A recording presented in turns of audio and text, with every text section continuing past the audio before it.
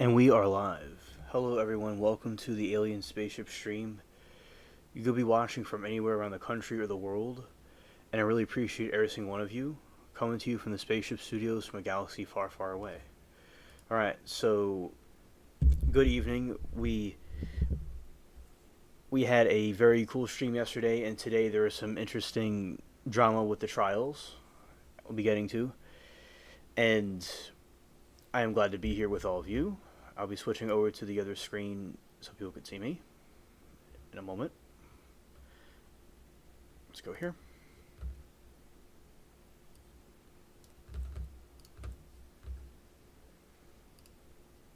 Alright, so hello, it is I, Alien Spaceship. I hope everybody had a good day, a good evening, and about to we're about to get into a time of the spooky season, the Halloween season. So that is always cool to have the Halloween season. So I it'll be next month, October, and we're getting closer to the fall. And some parts of the country already are feeling like fall, and that is good. So today there was a verdict today, and in the River trial. Yesterday we played some funny clips the of the situation at hand. There was this witness. Oh, hello, Dwayne. Dwayne says, hit the like button for Alien Spaceship. Thank you. Oh, hello, Shecky. Good to see you, buddy. Good evening. I hope that all of you are doing okay. And yeah, shout out to Dwayne and Sharon. Thank you for telling me hello and about the like button. There was a witness yesterday in the trial, and some of his hair was missing, and some people. Oh, hello, Becky. Good evening to you. Although it's probably quite much later than evening where you are. Welcome. I'm glad that you are with us. Yeah. So that was a very interesting witness the other day that we played. We reacted to. Some of y'all were here, and so today was the verdict. There was a verdict day because I got up when it started, and I chatted a little bit later, but I got there early, and it was.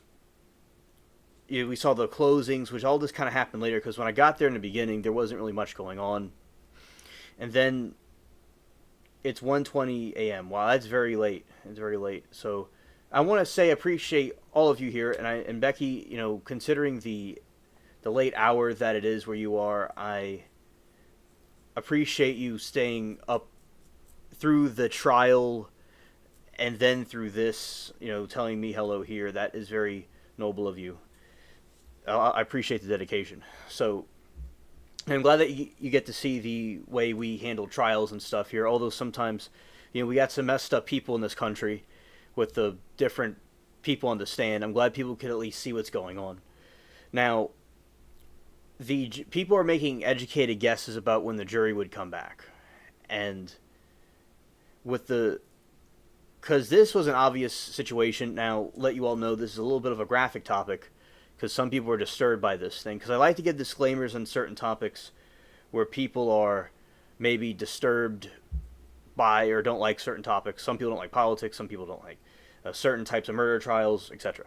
Now, this is about the River murder trial. It's a baby that was murdered. So just for those that might be sensitive about that, just giving you all like a disclaimer. So that disclaimer out the way,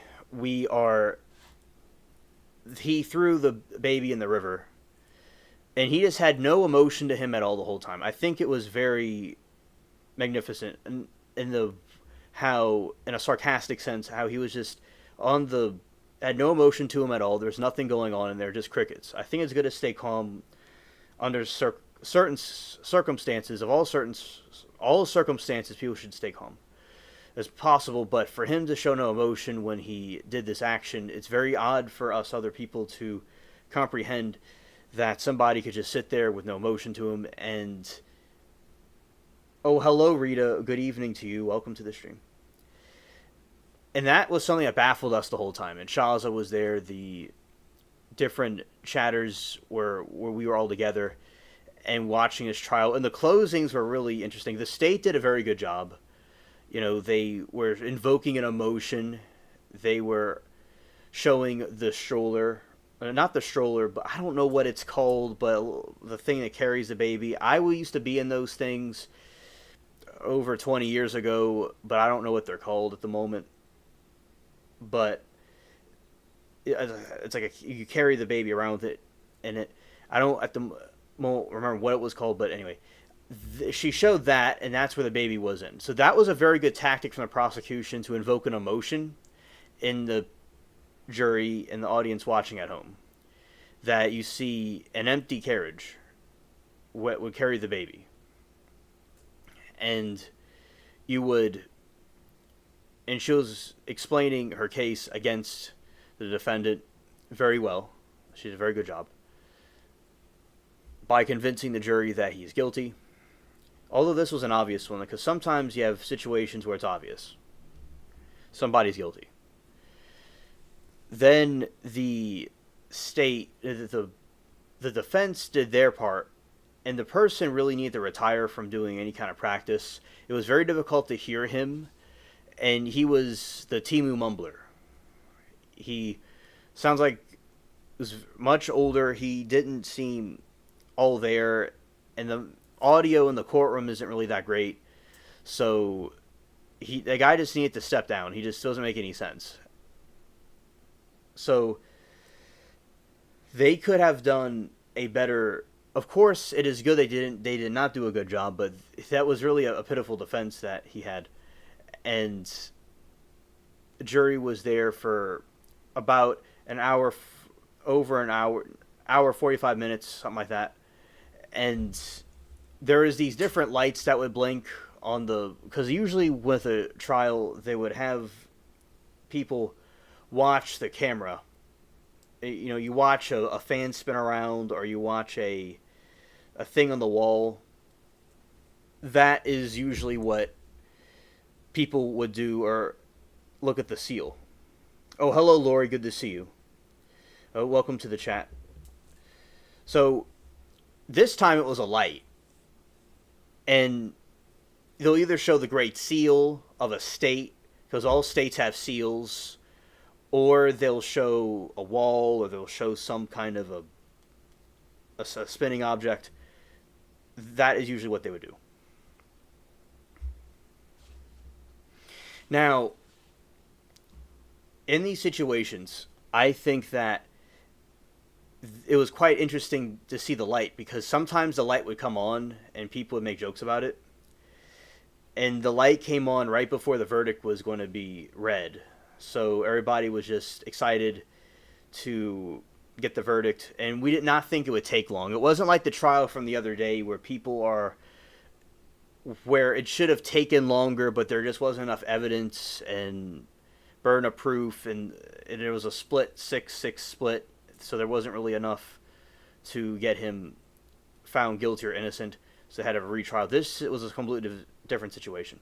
All right, so then at some point, the chat's having fun time chatting back and forth. I was listening to it, and I was with Bubbles and observing the chat, looking at what was going on, making sure everything was okay with everybody, and checking about the verdict.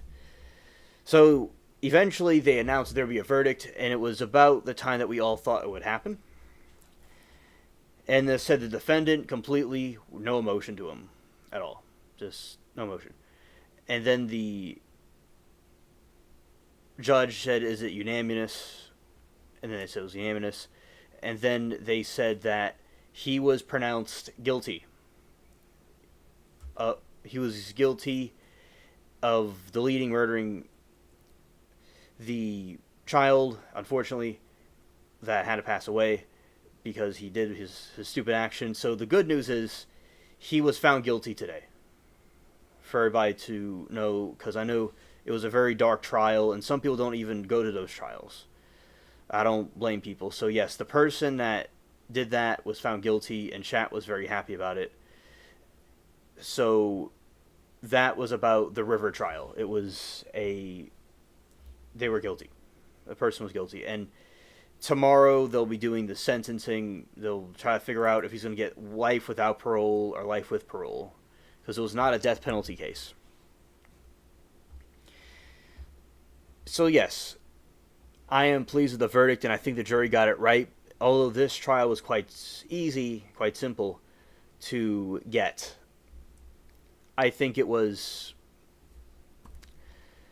a good verdict, and everybody was pleased with it. There's this other trial that was supposed to last for a whole week, but we got lucky this time, just being sarcastic, and it lasted for a day. It lasted for a day. I remember, and I'll send messages back and forth between different chat rooms, and I was telling Becky and the others that the state has rested their case in this other trial that has to do with a gunman trial. So the gunman trial, it was a police officer, and he accidentally shot his girlfriend. Oh, hello, Efrog. Good to see you, buddy. Welcome to the stream. But people are suspicious about that. And then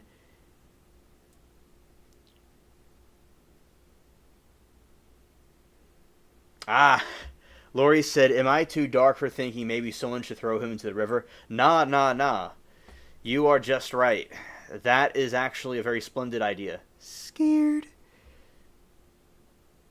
Oh, you're welcome, Becky. Certainly he should be thrown into the river. And in fact, Lori, interestingly, Jesus said in the Bible that anybody that hurts a child should have a boulder tied around their neck and be thrown into the sea. So, yes, I think that even from a religious perspective, it would be good that's not too much of a bad idea. And no, you're just right. You're on the right train with that one. So, I think when people are handling firearms, because we talk about politics here sometimes, and we have people with different political positions, and it's quite interesting to see different perspectives. And even in the trial chats, which I have relaxed a lot of the political, there's a lot of times politics would be talked about because you have people that were from different points of view that would clash. I relaxed it over there. And we've talked under the correct circumstances when they were being talked about. We talked about these certain controversial topics. There's instances where there was school shootings, where there was mall shootings. I mean, there is a supermarket shooting. I mean, this is really ridiculous. So you're going to Walmart or something, and somebody gets an AR-15 and starts shooting everybody. I mean, no one wants to have to deal with that. So, oh yeah, Lori, right.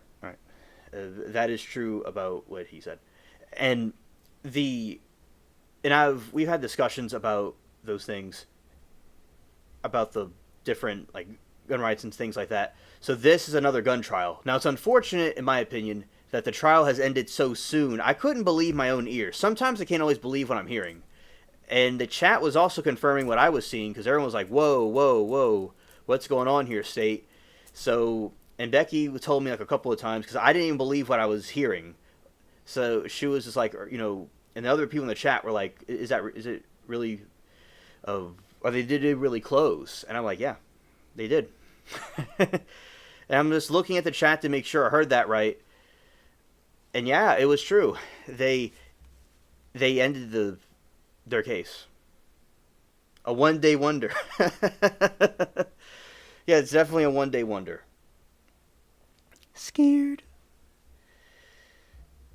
So, the guy...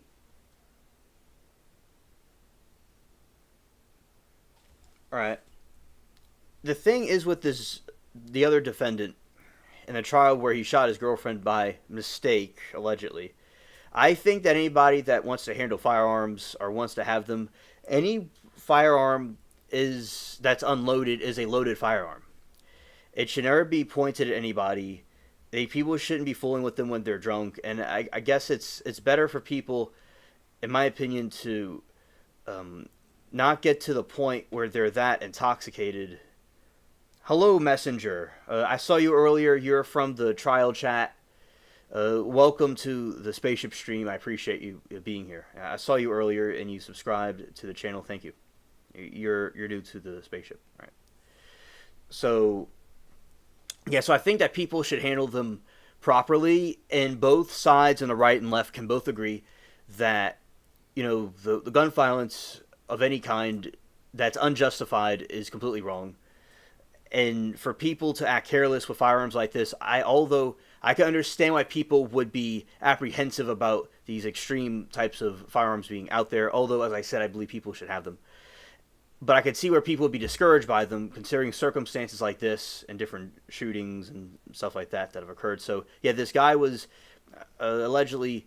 It seems like he shot her by mistake, and sometimes people are intoxicated and they're fooling with firearms. I was told by Kimberly, and she was talking about her uh, ex-husband, and it's like people should not be doing things with firearms if they're intoxicated.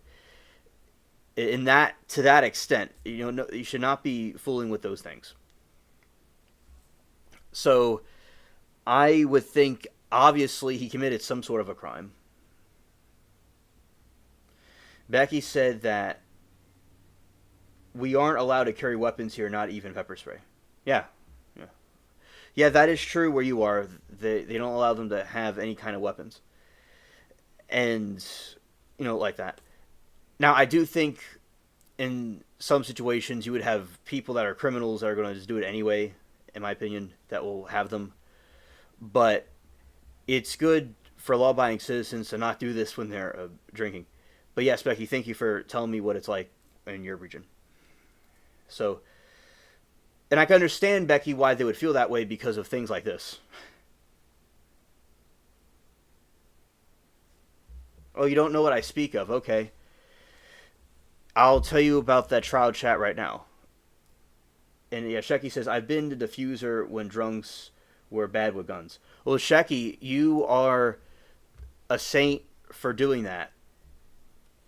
And with your cool, calm demeanor, I definitely could see you doing that. It must be a very nerve-wracking thing to have to go through that.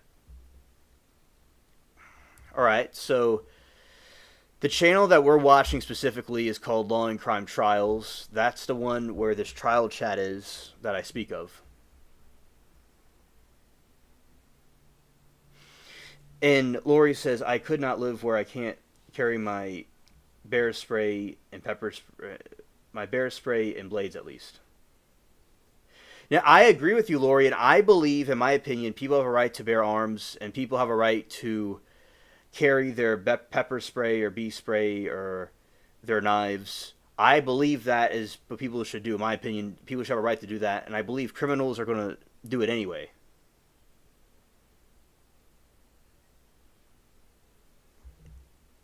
So, that's why I think that people should have them. But I understand there's situations like this where people would disagree.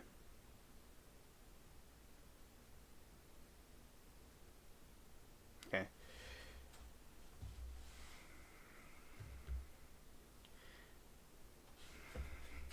Hello, Anna. Good to see you. Welcome to the stream.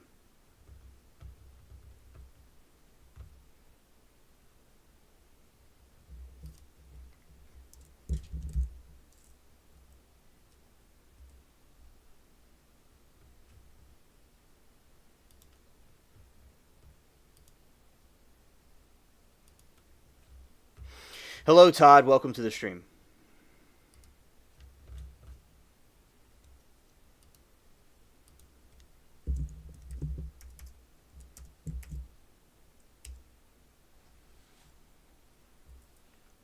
Yeah, so my opinion, I believe people should have a right to bear arms because there's people that are out there that are going to have them anyway. But at the same time, I do understand where people may be discouraged by them because of situations like this that happen. And shout out to you, Anna. I appreciate you being here with us. It's always I always appreciate your take and tack, and I appreciate your take on topics in chat and hanging out with us. So yeah, that is the trial at hand, and but some countries don't have the weapons, some countries do.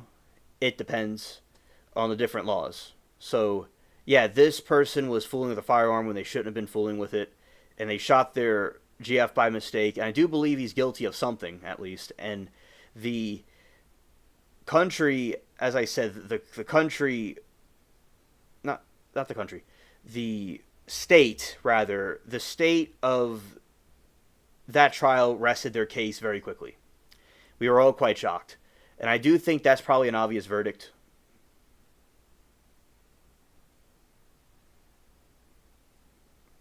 Exactly, Anna. Right, right. That's what I think too. And I I do think obviously he's guilty of something. He Now the good attorneys can get people out of situations quite well, in my opinion, but sometimes people are just guilty as a sin and they're just not gonna get out of it. So yeah, the state rested their case, and Kathy Rusin, which is the director of chat, she was saying how she thinks she thought it was gonna last a week, but it only lasted 1 day. We got the 1 day wonder, and Joyce said it's the longest week in her life, or the shortest, something like that. It was funny. Yes, I do agree with you, Todd. Yes. At the same time, bridging the gap, I do understand where people will see cases like this where somebody shoots somebody like by mistake or on purpose. Probably it was probably on purpose, and or fooling with things. And yeah, like I agree that that's wrong, and people should be responsible with them. And an unloaded firearm is a loaded firearm. And yeah, as I said, there's shootings and mall shootings and stuff. But look, I do think that people that are criminals are going to have them anyway. But we must do everything we can to have a society of people that are responsible with them, that aren't doing stupid stuff like this, and that we must prosecute and make sure that they suffer consequences for their actions for being stupid with firearms, that we're not going to stand for things like that as a deterrent for people in the future. Yeah, so I definitely think that it is a very disturbing situation. He may have done it on purpose, and I saw that this morning when I woke up, and I saw right when that trial came up. And I was watching it throughout the day, and the different witnesses, and they're talking about the different firearms and things like that. So tomorrow there will be some more with that trial, but as I said, oh, we got Dwayne, and Dwayne says, "Alien, I have to go. Sharon will be home from the airport in about 20 minutes. Take care, chat. I have to put Sharon's roses in her apartment. See you next time, Alien." Well, Dwayne, thank you for hanging out with us for a little while. And take care, buddy. And I always appreciate you chatting with us. I've been knowing you for a very long time. Thank you. And shout out to Sharon. Tell her I said hello. All right. And you all have a good evening. Yeah, so, and as I said, I could understand where people that are against or want limits to the First Amendment, I can understand why they feel that way. And I do agree that something needs to be done, because I don't think any casualty should ever happen unnecessarily. Okay, that should never happen. Just like car accidents should never happen. But we can make a society where people drive safely, and people can drive, or people got firearms and be safe with them. So that is my position on that matter. So I can understand a balanced position on that, but still, yeah, this person is a messed up individual for what they did to their GF. Yeah, very sick. Anna says, so there was no verdict in baby trial. Did the jury just go home for today? No, the baby trial was guilty. He's guilty of sin, and I'll tell you about that day. So Anna's and what Becky says to Anna is correct. The jury is back tomorrow for phase 2 sentencing. So there will be phase 2 sentencing for tomorrow. It is not a death penalty case. They're going to decide if it's life without parole or life with parole, life without parole. That's what they're going to be deciding. So yeah, completely guilty on all counts. Guilty on all counts. The defendant had no emotion the entire time. He had a stoic position to him, and he was not, as I said, no emotion at all the entire time. They had the prosecution closing, which was very well done. And so the prosecution did a very good job at invoking emotion. and invoking about what was the feelings.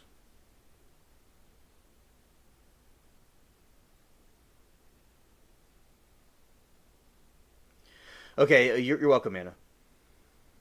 And thank you, Becky, for letting her know.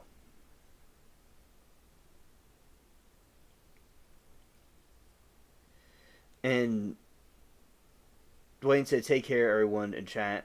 Me and Sharon are in our 60s, and her Tuesday roses keep the embers burning. That's good. That's good. All right, Becky says, if you look at TikTok, I have highlighted videos up now. Oh, okay. Okay. If you want to put links in the chat or let us know what it's called or something like that, you can do that if you'd like, Becky.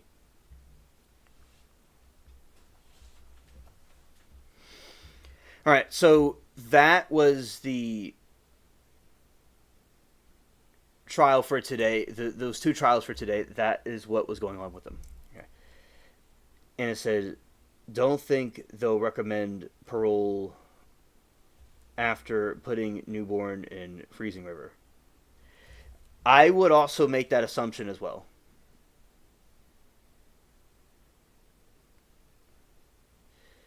Like, I would think that if the criminal, this person, this creep that put the baby in the freezing river, there will be life without parole, not life with parole. I would think that this will be also another simple, easy verdict. In this case, the other part of this trial where you have the second phase, yeah, it's definitely life without parole. And I think the jury got it right. Definitely.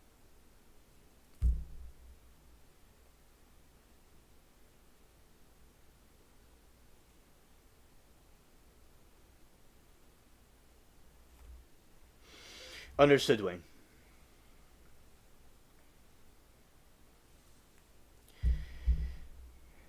Yeah, and let's go here.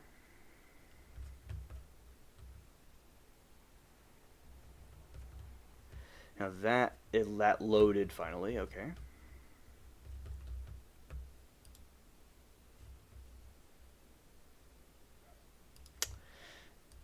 Yeah, so we're going to see tomorrow how it will go, although it's quite obvious how we believe it will go with these different trials. We make an educated guess. That is our position on it. Okay.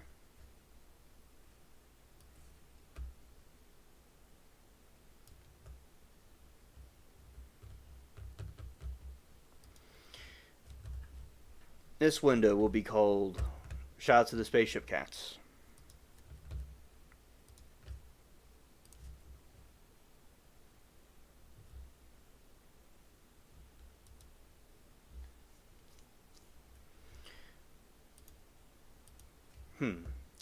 It is not showing anything.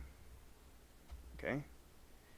Guess gonna have to add another one because this thing's not working right.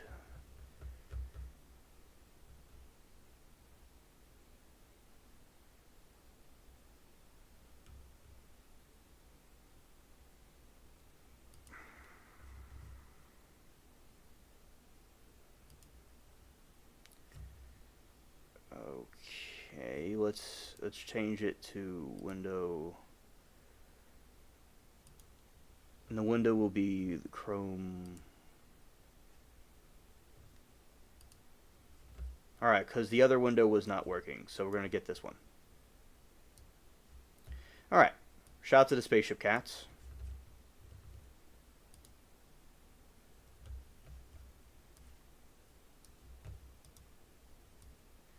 Here we go.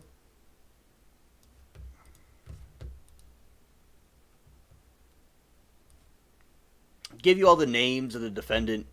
One of these cases that I was talking about, let's give you all like what the defendant's name is. Alright, and Rita says, I'll have to get TikTok. Humby tries to send me things. I can't open them because I don't have the app. It's going to be sad for victim impact statements. Oh, definitely. Yeah, because with the victim impact statements, you have a problem with is very heartbreaking. That's a thing about very heartbreaking. And it says need to call EquiSearch out of Texas. They're the ones Natalie Holloway's mom called the Ambua. Finds a lot of people, and the baby deserves to be found. Amen. I agree. To give you all like about the shooting case, as of late September 25, former Maroon County Sheriff's Deputy Liesl Dale Boylo Jr. is on trial for manslaughter with a firearm in the 24 shooting. Oh, hello, Primal buddy. Good to see you, my friend. I hope that you're doing well, and hope that Gizmo's well too. We're doing some of the trial coverage about. That's what the chat and I like to do. So hope everything's going well with you, buddy. All right, so sheriff's deputy is on trial for manslaughter with firearms and the fatal 24 shooting of his girlfriend's Paulina Wright. He faces up to 30 years in prison if convicted. Shooting on September 19, 24, Oloka, Florida, Bolio called 911 report that he had accidentally shot his GF, Paulina Wright, 25. According to the statements to police, shootings occurred while the couple was engaging in alcohol-fueled gun training session, which was extremely goofy. Oh, okay, Primal. Alright. Well, I'm glad that you're here with us now. See if I can fix this camera. Let's see.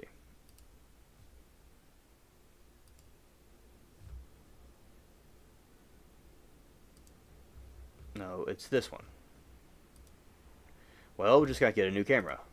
Okay.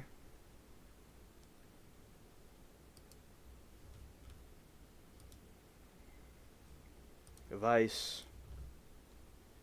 Okay.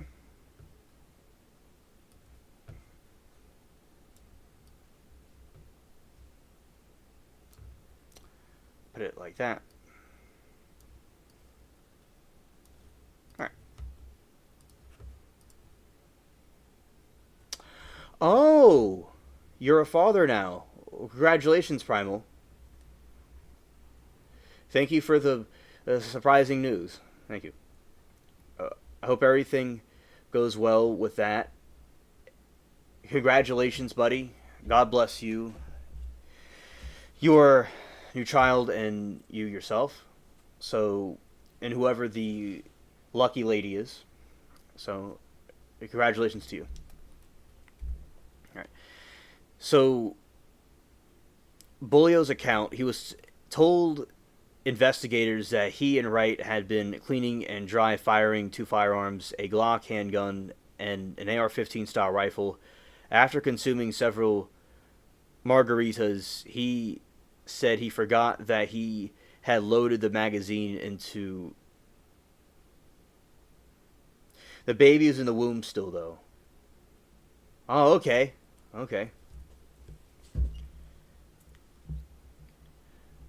Oh, prayers for your child. That is going to be coming at some point. Soon. I always like to hear stories like that. That's good. After consuming several margaritas, he said he forgot that he had loaded... Messenger says, that sounds crazy. Some hardcore liquor and guns on the table. Yeah. Yeah. I know, right? Oh, hello, D-Sauce. Good evening to you, my friend. Welcome to the chat. I appreciate you. Glad you're able to make it. Yeah, because it's like you have all these firearms and these liquor. That's not good combination, as I said. We should have had a Shecky there to be the peacemaker to get them to stop acting foolish like this, because Shecky is the wizard. And it says... Don't remember the name. He's older, so hopefully his helpers carry on after he retires and have high-tech equipment and cops don't. His name might be Dave. Okay. before attempting a dry fire, which then discharged a live round that struck right. Determination and arrest. Following his statement and evidence in the scene, Bolio was arrested and charged with manslaughter. The Maroon County Sheriff's Office, where he had worked for 8 years, immediately fired him. Well, Alien, I have to go. Have a good one. I'll see you next time. Okay, Primal. God bless you, and take care. Thank you for giving me the splendid news. All right. Evidence. A search warrant executed at the home confirmed aspects of Bolio's statements in body camera footage from the night of the incident. A distraught Bolio is heard saying, "I can't believe I let this effing happen, and I know better." Oh, you're welcome, Becky. Yeah, I saw earlier they had some different people on the stand, and people like gun experts and stuff like that, and different officials that were giving their take on the situation and about the different gun safeties that are inside the firearm itself to stop it from firing. And there's a manual safety, like for instance on a firearm you'll have like a switch on the side of it that could the safety on and off. But of course, if there's a safety on, nothing means anything, because an unloaded gun is a loaded gun. So people should be careful as possible. And it says people cleaning guns that should have a bullet in it. They says it all. The time, how hard is it to unload before cleaning? Exactly, Anna. And also something that I ponder is if it was done on purpose for some reason. But yeah, it's really extremely stupid if you still have a live round inside the cartridge of the gun, as we also call code word pew pew, while you're cleaning it. It's extremely stupid. And on top of that, drinking, as Messenger pointed out. Yeah, it's just a complete silly situation. He's a sheriff, yes, correct. Yeah, he should know for sure about firearms as of someone that works in law enforcement. You have to... He should know better, so it is quite a lot more questions than answers. All right, key arguments. The prosecution is arguing that Boilo gave conflicting stories and was negligent in his handling of the firearms. The defense maintains that it was a tragic accident.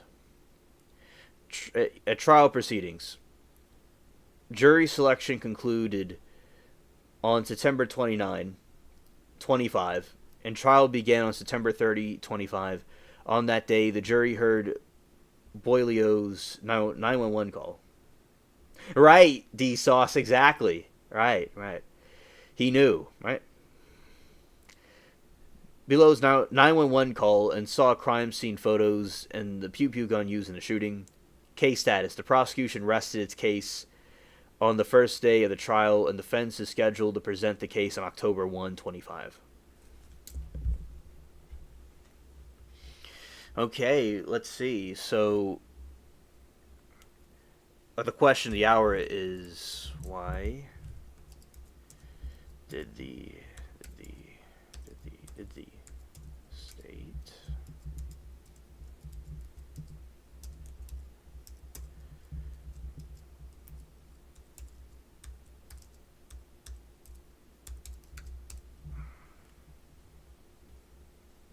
That's why they think it's a murder and know this just started, but 911 call sounds unauthentic to me.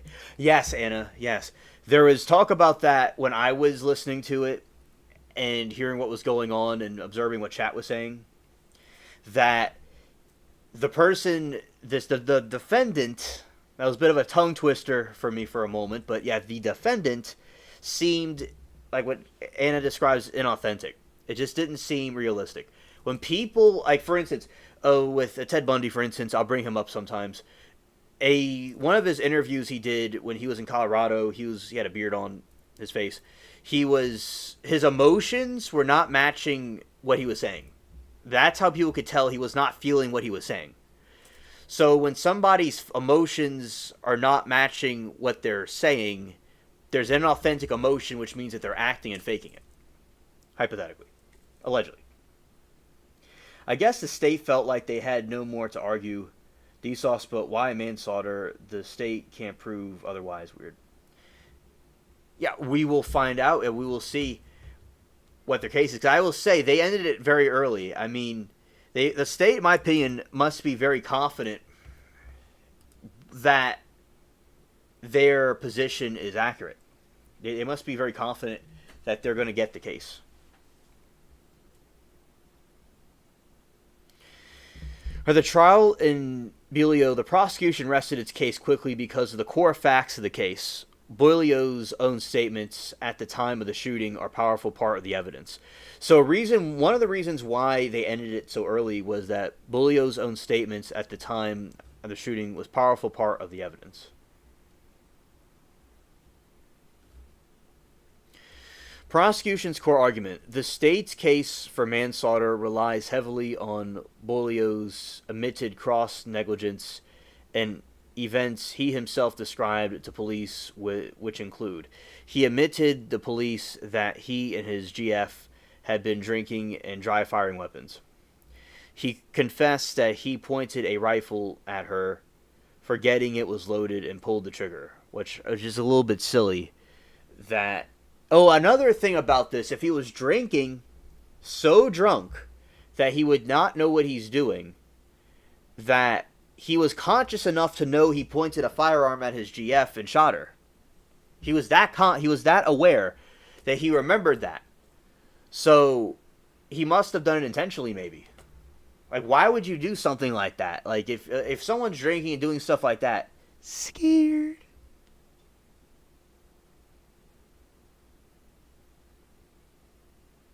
Exactly, very good point, Anna, that we need to hear about how the relationship was going. Yes. Hello, Tasman. Good to see you, buddy. He confessed that he pointed a rifle at her, forgetting it was loaded, and pulled a trigger. He told investigators, "I know this is really bad, and I know better."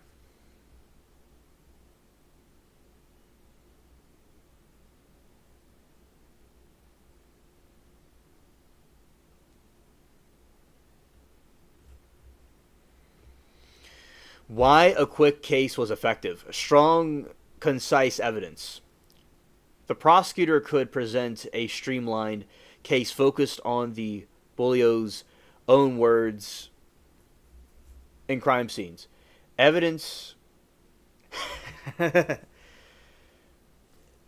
prosecution presented streamlined case focused on Boileau's own words and the crime scene evidence that contributed them. They didn't need a parade of witnesses to establish basic facts. He was drinking but conscious. He was absolutely drinking Coors Light. There you go. Exactly, Lori.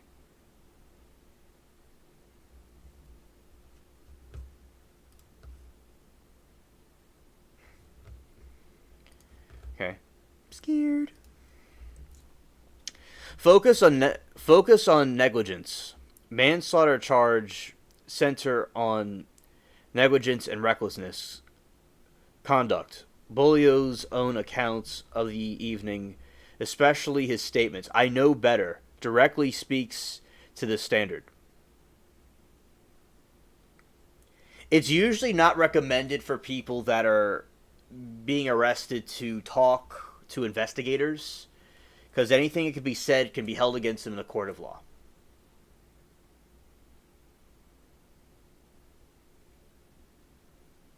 Anna, he did not get sentenced. The closings will be tomorrow.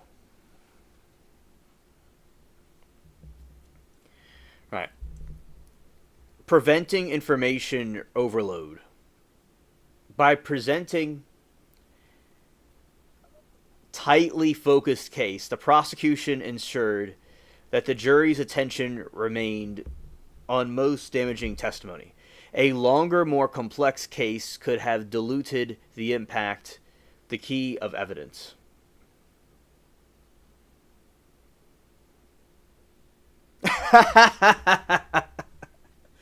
Oh my, that was hilarious.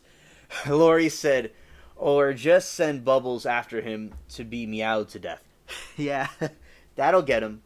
And Bowles is known to bite and scratch. On top of that. Oh, yeah, that is right. There will be closings tomorrow, but something that I didn't mention was what the chat said, which Rita already told the chat what happened, but I will reiterate that, yes, he'll go on the stand tomorrow. That is true. And then after that, there will be closings. Well, I remember chat was going wild. When they were talking about him going on the stand, the chat was exploding. The chat was exploding. That was crazy. Yeah. Preventing information overload. By presenting a tightly focused case, the prosecution ensured that the jury's attention remained on the most damaging testimony. A long, more complex case could have diluted the impact of the key evidence.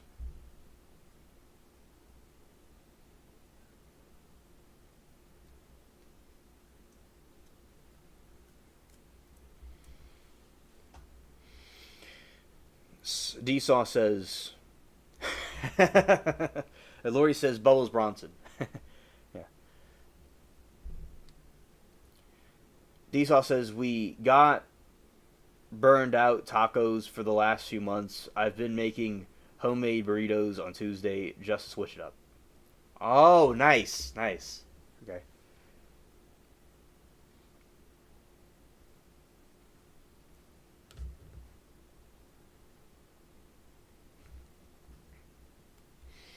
All right, so in their opening statement, the defense acknowledged that Bulio's initial words to the dispatcher were about an accidental discharge.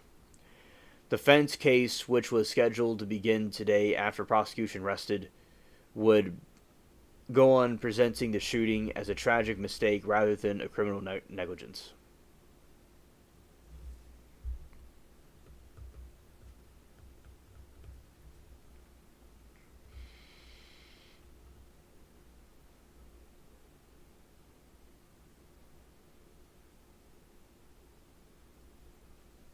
And Becky said, I'm going to have to do a quick possibly a 2 times the trial to catch up.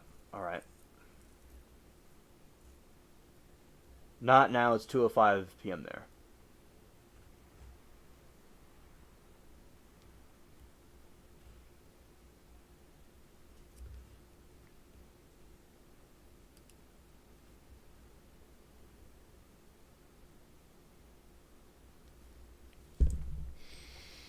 In the manslaughter trial, the Leslie Bolio defense was attempting to portray the fatal shooting as a horrible tragic accident, and these are the defense arguments. So this is what the defense was saying why he was innocent. They believe he was innocent. Bolio's immediate confession. The defense highlighted that Bolio, that first words of 911 dispatcher were an accidental discharge. They argue that only reason investigators know what happened is because Bolio had told them his cooperation with the defense points to remorse rather than a cover-up. Balcony, case overload. Frost has another case or going on vacation and wants to get this done. Yeah, definitely seems like it, indeed. Yeah.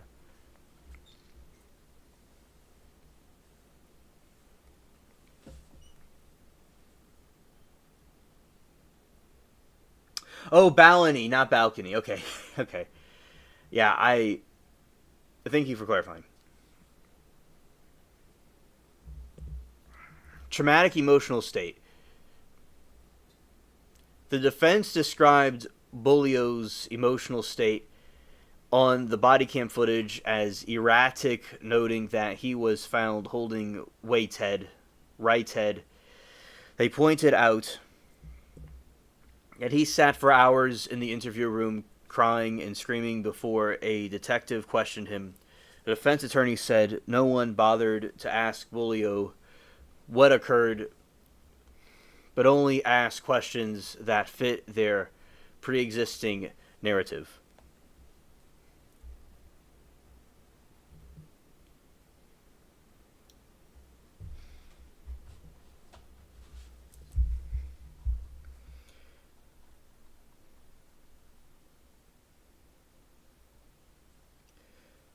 Now we need the jury to come back. Okay. And he says he used to have home up the road from me. Scared. And yes, you're lucky. Ireland is what we call Scots Irish. Bologona.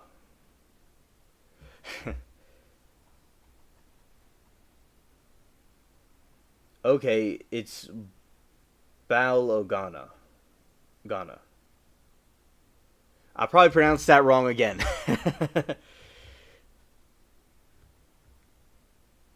Okay, thank you. Yeah, shout out to Ireland. My ancestors from Ireland.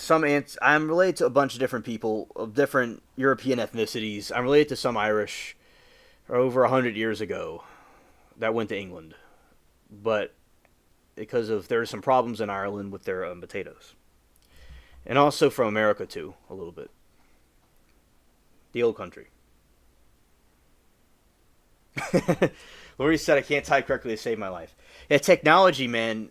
The technology, and me, I'm like some AI alien because even I'm getting these words tripped up because I have to do it myself. So yeah, we all have something that's going on. Yeah. All right. So Bolio's life is already destroyed.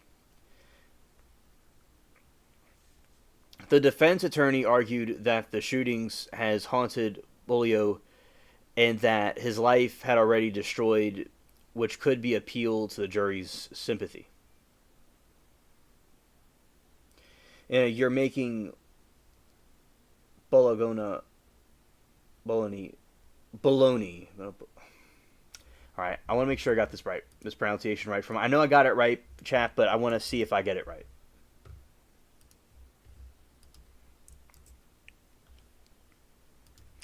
Yeah. My relatives in England with my father's side. I'm related to England, Ireland, Scotland, and Wales. I'm related to the whole thing, and also from that side, some German, French, and related to the Italians too. So I'm quite a from my dad's side alone from UK, but predominantly it's United Kingdom with some other parts of Europe too. And my mom's side is completely mixed with all the different stuff. The main theme is German and Italian. But yeah, so I'm quite a mutt. But yeah, the famine definitely caused people to leave.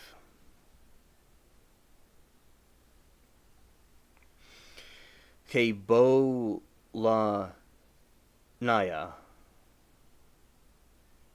Bolanaya. Okay. Oh, Aaron, good evening to you. Thank you for hanging out, telling us hello for a moment. I know it's a late stream. Yeah, so shout out to Aaron.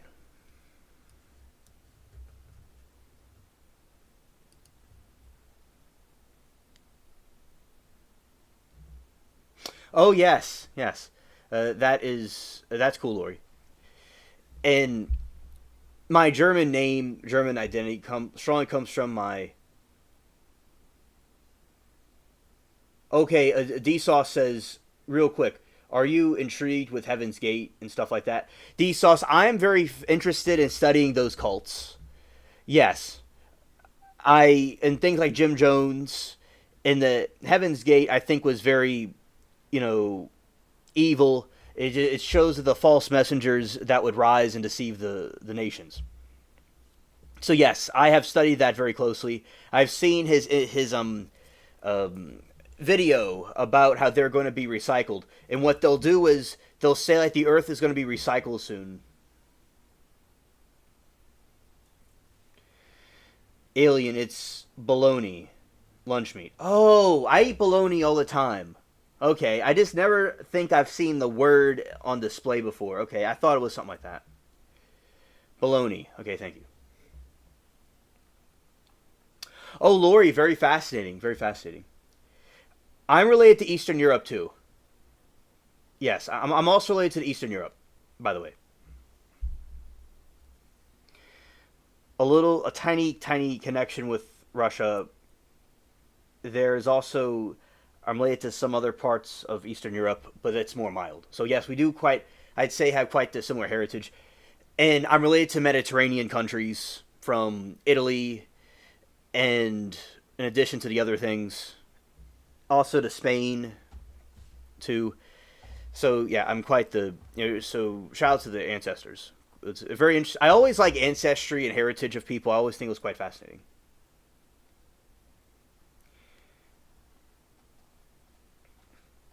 So my German ancestors. So my mom's side, they came from Europe. It was a person. It was a man. He came in the late 1800s because there was problems and with a famine going on in Germany, and there was lots of war and political issues, kind of like what's happening in the America right now, but much worse. And it's a small little country. It was a much more problematic. And then he came here, and I have his last name, and my German identity comes from him. And as if you, for y'all that do not know, my first name is Hansel, like from Hansel and Gretel.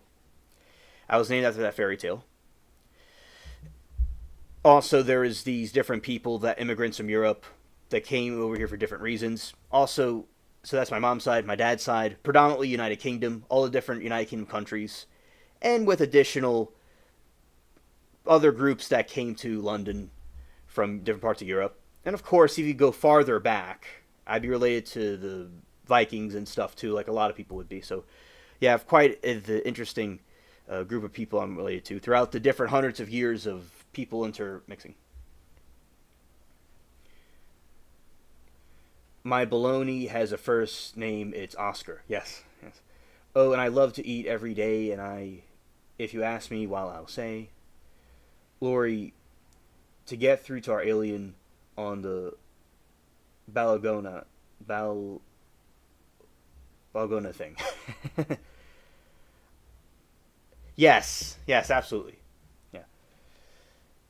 I researched our family tree. It was fascinating. One of my relatives was the first person in his village to own a car. Oh, that is so cool, Becky. And back in the past when automobiles were coming out, it was such a revolutionary thing, like when the computer was created, when the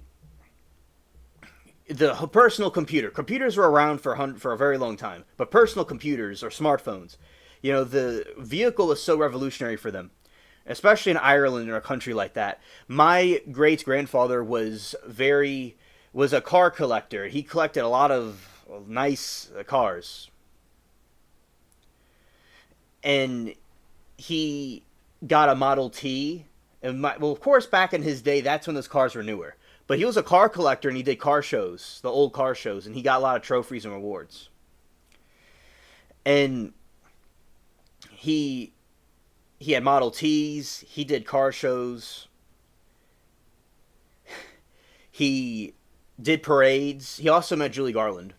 And interestingly, my Nana in England met Julie Garland because she was in the music industry. She helped out in music studios. She met the Beatles as well. She knew them. So that was an interesting parallel between the two sides of the family. So yeah, the vehicles, it's interesting the evolution of cars as over time. Because it used to be like something you could make in like your backyard, like with the different appliances. Like they look like something like homemade vehicles, but then they start to become more factory and look more and more advanced as time went on. So it's interesting that the first person to own a car. Yes. Oh, that's funny, Lori. Yes. And like you said, my granny said that when she first seen a car, she was that scared. She jumped the hedge. Oh, yeah. Hilarious chat. Oh, they're still in operation. Oh, Joyce, good evening to you. Welcome to the stream. I will certainly be very intrigued to look at Heaven's Gate. I could go on for days about this. Yeah.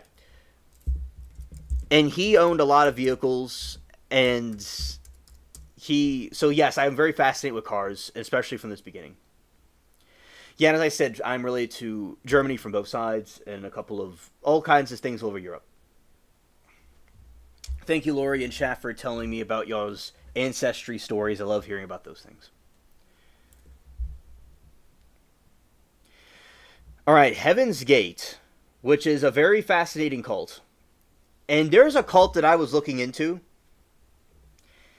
and from the past, it was a Christian cult, and it was so evil. You know what the cult leader was saying? He was saying that Jesus wanted the women to be prostitutes and the children to be also put in that thing too and do stuff with him that was creepy. So they use religion in a sense as like an opium to deceive these people into doing these evil, sinful things. Which I'm a very religious person, but I respect all faiths. Okay, I respect all faiths. All people that are religious or not religious, I respect everybody. But yes, I'm a Christian and raised Catholic. But I will acknowledge that religion can be used as a way to get people to do things that are crazy or for their own selfish gain or for their own financial gain, and it can be used as an opium of a people. It definitely, and yeah, this evil cult leader, not Heaven's Gate, but the other one, that they wanted these. What's up, Rebel? Oh, just at the right time. We're talking about cults, Rebel. So, and Rebel has taught me a lot about. Him and I talk about these cults, and we talked about like Jim Jones. He showed me a lot of information on Jim Jones, so it's great that we have him here. Yeah, Rebel, we were watching some cases today. There was somebody that murdered a young child that was sentenced, that was found guilty today.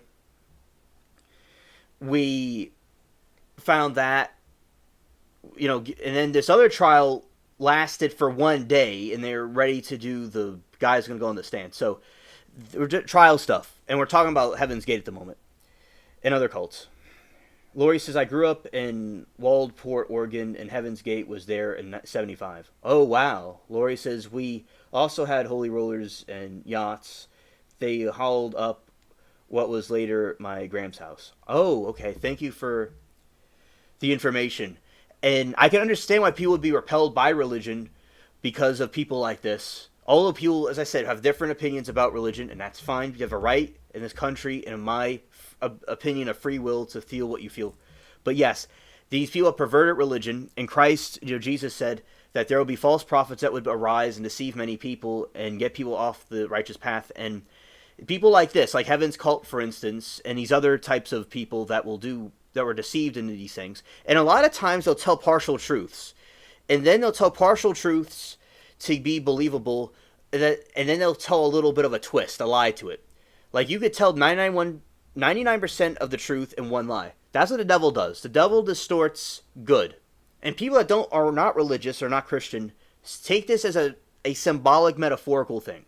The devil, right, takes a good thing and twists it around and makes it perverted. That's what is evil. That's something that makes it evil. And, there's different mythologies and of like Loki and Norse mythology. There's always like a villain that will try to distort and corrupt things. Joyce says maybe I should start a cult. Yeah, I'll be your first member. Right. And when they want to run, they hide on a cave on South yachts on beaches. His first name was Joshua, but I can't recall the last name. Read a good old days, 16 years, my senior days. My dad loves Spam. Oh yeah, Spam is good with Hawaiian food. It's a Hawaiian food. Okay, we will look him up next, Lori. We'll look him up next.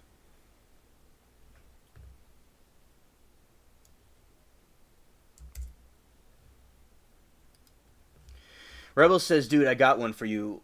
Lawrence Cross, he killed his parents and admitted it in a TV interview. He wrote a statement that was crazy as hell about Trump and the government. I'll send it to you.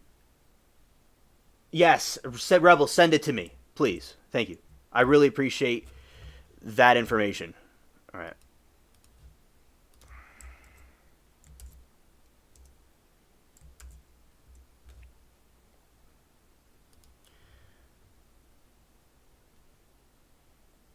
All right, so let's talk about Heaven's Gate. Heaven's Gate was, let's infiltrate Heaven's Gate and write a book. Yeah, right on, yeah. Yes. Heaven's Gate was an American UFO religious millenarian cult founded in the early 70s by Marshall Applewhite, known as due to his followers. The Bonnie Nettles tie, the cult is famous for the mass self-deletion suicide of 39 of its members in Rancho Santa Fe, California in March 1997. And the event was timed to coincide with the appearance of the Hale-Bopp comet.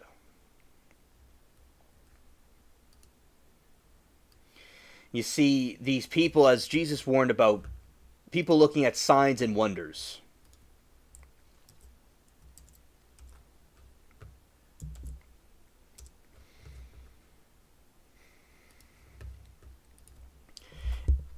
And Joy says, Becky, thank you. Hello.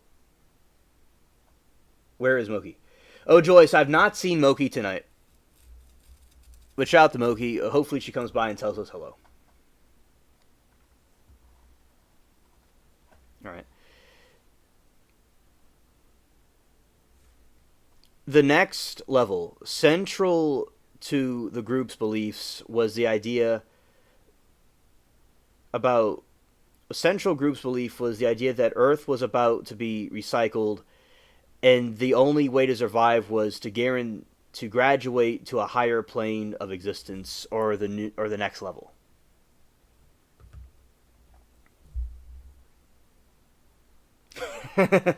Yes, Joyce, she's now in the naughty chair. Yes. D-Saw says Spam is Hawaii special because our troops who were stationed there during the war brought it over because it was cheap and easy to make. Yeah, that is true.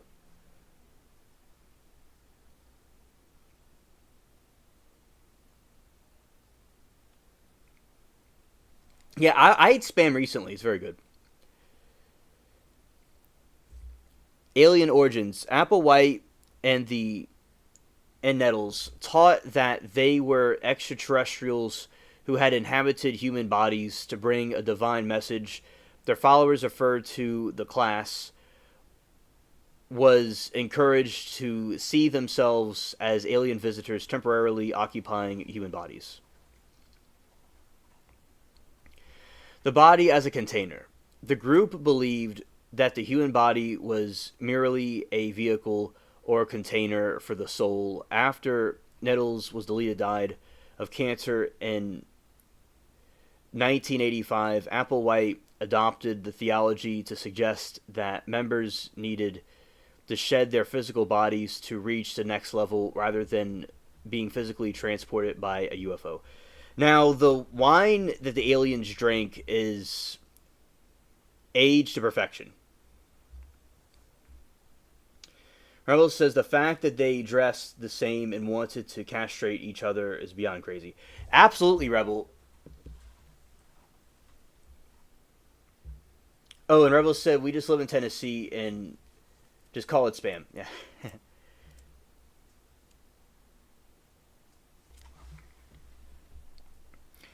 Yeah, and for them to, they castrated themselves and they all want to dress the same. Yeah, they definitely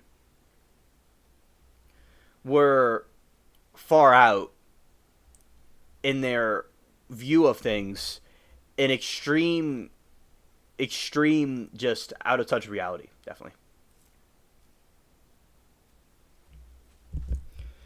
Where he said, when I was 5, my dad told me Spam is made of Jangaroo lips, pouches, and buttholes. He's a big joker. Hilarious.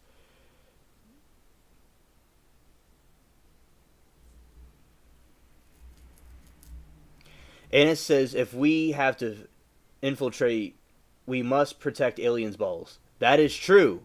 That is true. We need to protect the alien crown jewels. Scared. And Lori says, kangaroo. I was thinking maybe it was a kangaroo's edgy cousin. Maybe he had an edgy Timu cousin named Jangaroo. Alright. The body container. The group believed that the human body was merely a vehicle container for the soul. After Nettles was died of cancer in 1995, Applewhite adopted theology to suggest that the members needed to shed their physical bodies to reach the next level rather than being physically transported by a UFO.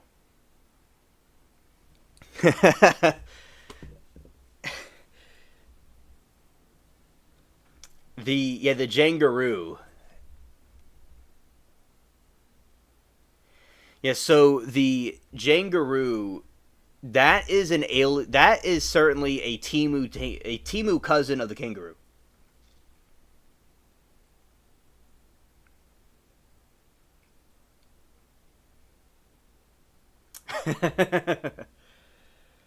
Okay, Joyce said the worst I've ever had was when my dad put Bambi in chili when I was a kid, and I was devastated. Oh, Joyce, I could imagine that had to be devastating. Some incident happened with my aunt at one time when she was little about something like that. So, yeah, definitely, it sounds like that was a traumatic thing. And Jangaroo, that must be a strange taste, but I don't have any on board at the moment, so we'll have to wait and see about how that goes, because I don't know about no Jangaroo meat. Now, Rebel says deer meat is gross in my opinion. I've tried it. Ain't for me. Moki! Yay! We were wondering about you.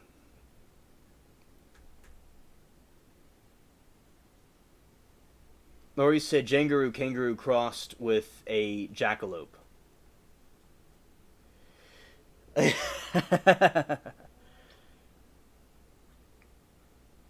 Joy said that movie ruined it for me, so I can't eat venison. Yeah.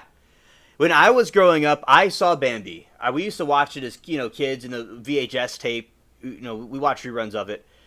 And for Finding Nemo was a pretty good one about a similar concept. About them swimming and trying to escape being caught. Mary Toodles never let me have deer meat and was not interested in hunting at all. But when we were in Mississippi, people hunted all the time. And I was around that. And I saw people with their... you're cleaning cat boxes. The culprit, the usual culprit. Okay.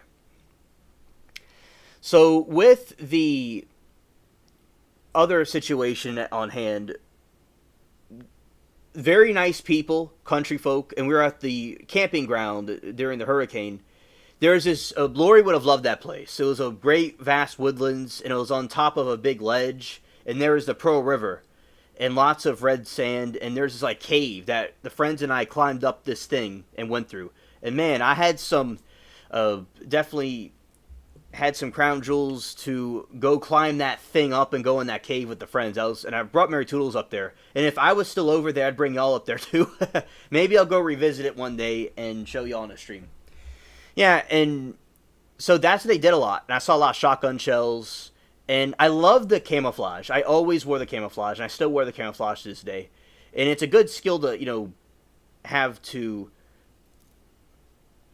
With the firearms, I think people that do it productively is fine. But the hunting, yeah, that's something that my family didn't do. Yeah, Moki in the naughty chair. Dun, dun, dun, dun. Scared. The Temu naughty chair. Alright, so the body container. We're talking about Heaven's Gate. The group believed that the human body was merely a vehicle or container for the soul and had Needles died of cancer in 1985. Applewhite adopted the theology to suggest that the members needed to shed their physical bodies to reach the next level rather than being physically transported to UFO. Yes. And my grandpa and I went fishing in the Pearl River.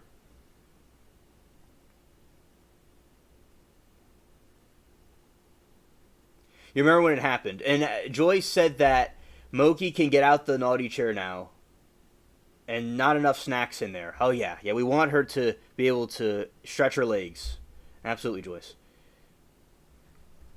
In the Pearl River, we were on the ledge and we were fishing. And the fish were very smart, or whatever it was. If it was a crawfish, or not a crawfish, it was a crab or a Temu.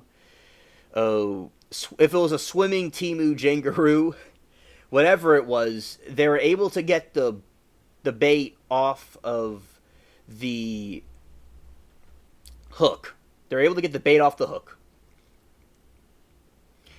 And we never caught any in the Pearl River because they're very clever.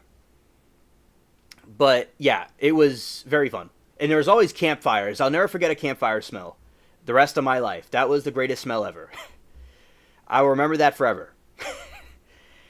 And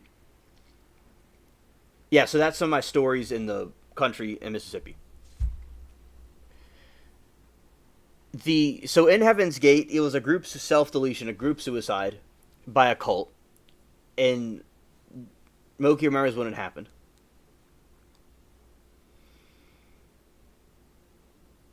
Rebels said they had to wear a simple Nike or a similar tracksuit in black and white Nike shoes.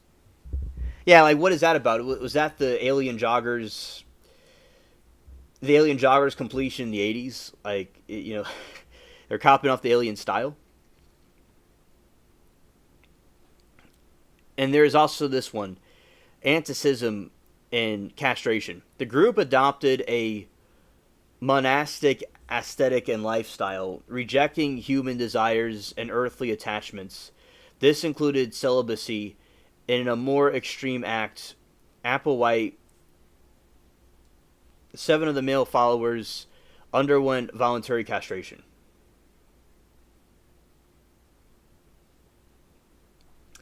Moki said, I wouldn't cut my hair or let my husband cut his balls off, so I couldn't join.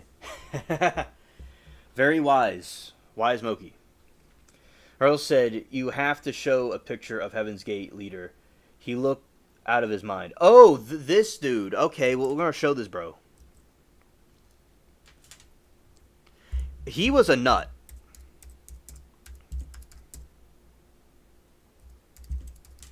And he had this creepy video.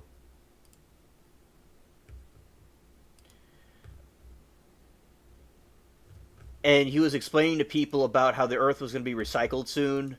But he's talking about the book of Revelation. But what bro didn't realize is that he's causing a corruption and a distortion of it. I'm going to show you this dude. He's going to stare right into your soul. Oh, wrong, this area. Window capture, where are you?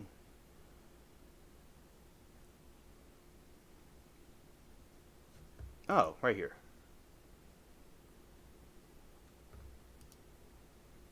Wrong window. Okay. So what is the window that I'm on? Video capture. Oh, yeah.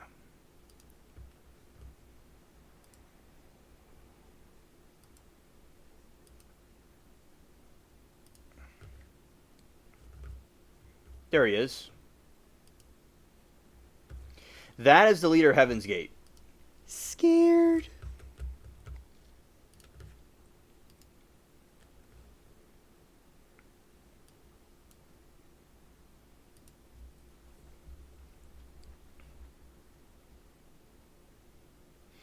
Yeah, Becky and I are the only members of that cult.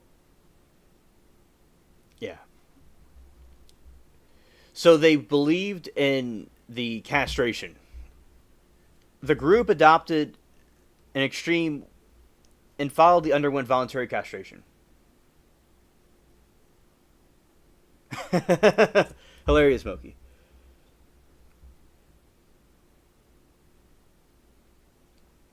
And Tom said a very good point. Only the cult leader gets to sleep with the women. I would never follow this craze, this nutcase. This guy,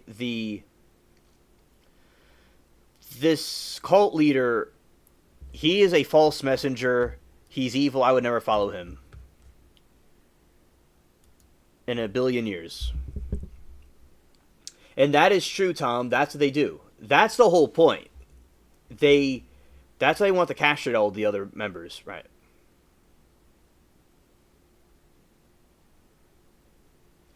Joyce said, I'm not sleeping with women. That's out. Scared.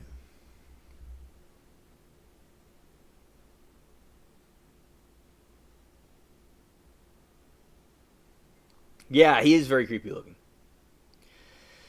The Hale-Bopp comet.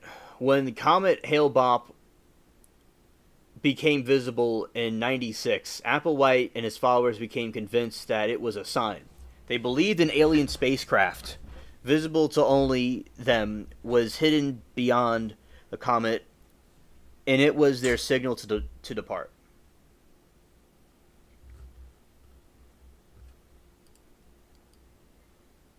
I've not heard about that, Moki. That's a very good point we're going to bring up.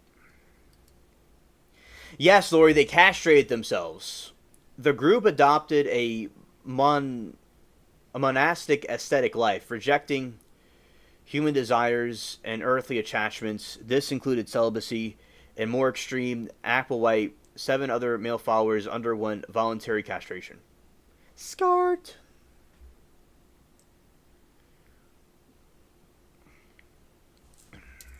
They took a Kool-Aid to delete themselves. But did they do drugs in that other senses? Probably so, but we're going to find out. Because I'm not too sure at the moment.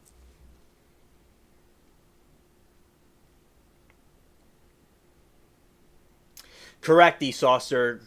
They were castrated in Mexico. Yes, when they're suicide, self-deletion, they drug themselves and put plastic bags over their heads. That's true.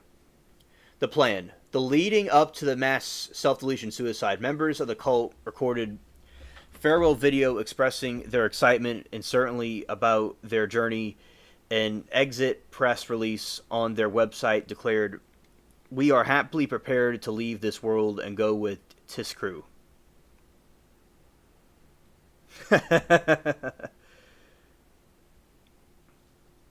If Max Headroom had a dad...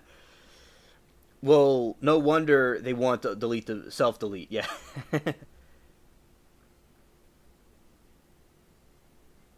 Joy said, "Can we send our exes there asking for a friend?" JK, don't come at me.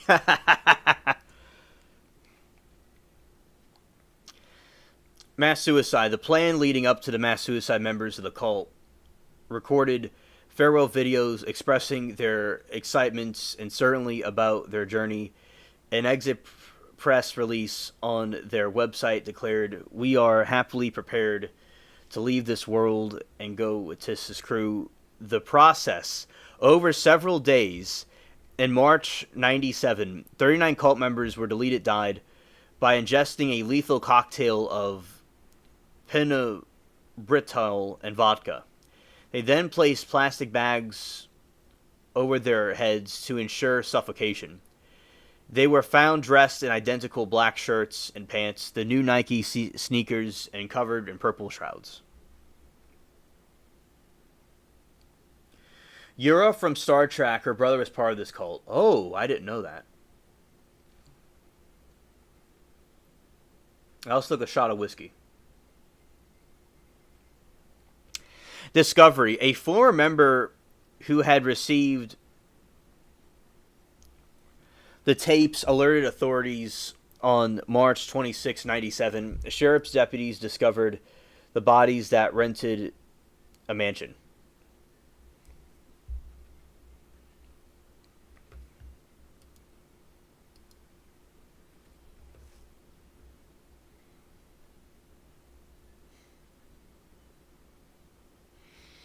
You see, he has like a glare in his eyes. He has like a glaze. Moki said they had patches that said away team. Somebody made a joke on the internet that said, "Imagine they're all just chilling right now on an alien planet and laughing at us." Or on a comet laughing at us. D-Sauce says, "I'm going to try to find this guy's mask and use it for Halloween." Yeah, that's a very good Halloween costume.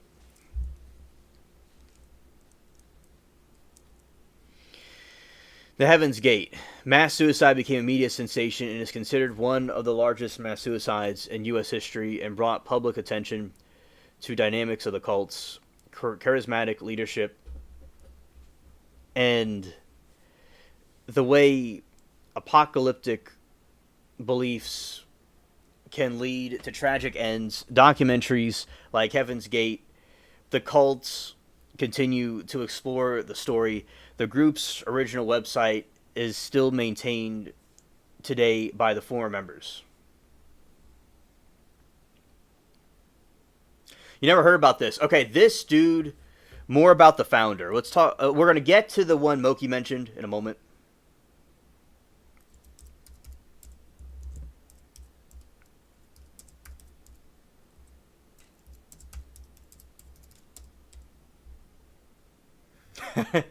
Joyce said, "In my defense, I was living under a rock years ago."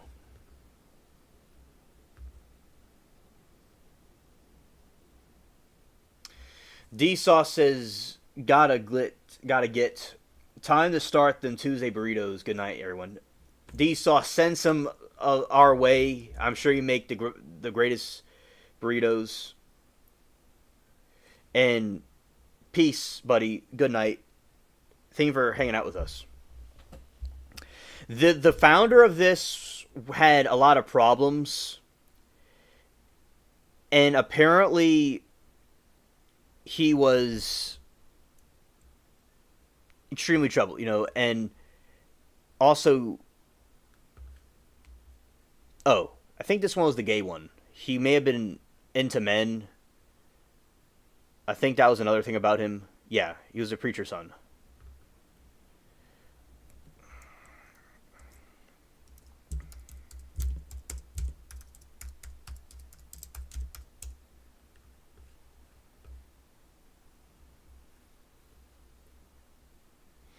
Yeah, and Applewhite, this guy had homosexual urges.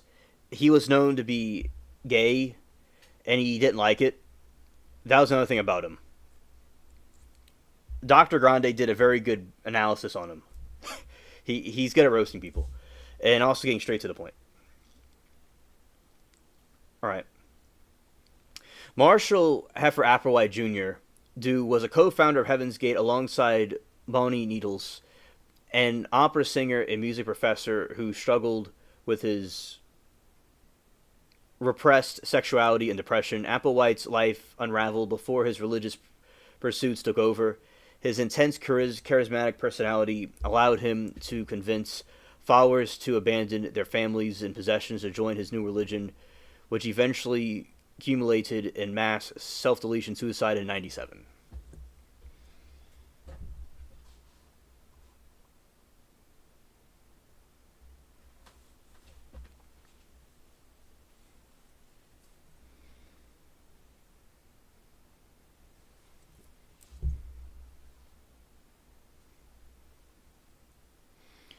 A preacher's son, born in Spur, Texas in 1931, Applewhite was raised in a very religious Presbyterian family. Mogi said he was a talented singer, if I remember correctly, in opera, I think. Right. And Moki says, I think he repressed the gayness. Yeah. And he was born in a time where it wasn't acceptable in a religious home and a preacher's son. So there's a lot of outside and internal forces that, caused him these personal struggles. Right. Musician in academia. He attended Austin College and entered a bachelor's degree in philosophy before studying theology briefly. Anna said, waiting to be picked up by spaceship. Right. Now, this alien spaceship got y'all covered, but their spaceship is past due time from the 80s and 90s. He attended Austin College and earned a bachelor's degree in philosophy before studying theology briefly. He led seminary pressure music and eventually earned a master's degree in music from University of Colorado. He had eventually earned a master's degree in music, and he had a talent for music and was an opera singer and music teacher at various institutions, including the University of Alabama, University of St. Thomas in Houston. He was very smart, and he was very charismatic, that he was able to be a cult leader like this. He was very, smart and charismatic, but he used his skill for something very bad. Personal struggles. Despite his academic musical success, Applewhite privately struggled with his homosexuality, which was repressed in the social climate at the time. He lost his teaching position at the University of Alabama, reportedly due to affair with male students, and he later lost his job, University of St. Thomas. His marriage to Anne Pierce, with whom he had 2 children, ended in divorce. These events contributed to his depression and emotional problems.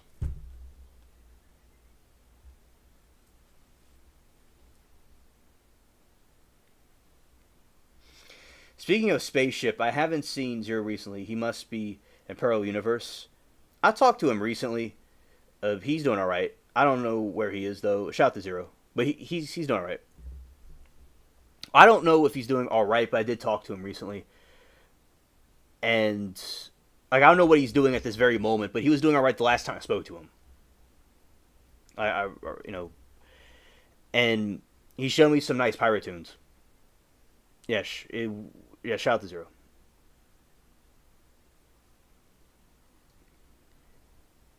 Okay, Mo, he was here yesterday. All right.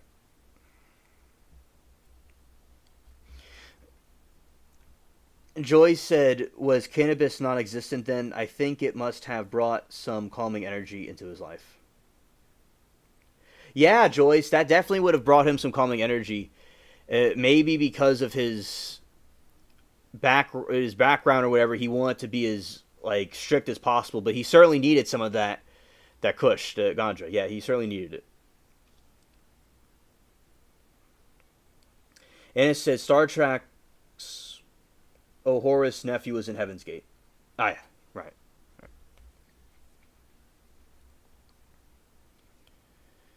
A Divine Meeting. In 1972, Applewhite and Bonnie Needles, a nurse with the interest in New Age philosophies, biblical prophecies, and cult, while he was in the hospital, the two felt an intent, an instant, deep connection. Needles reportedly told Applewhite that their meeting had been foretold to her by extraterrestrials, which validated his own spiritual feelings.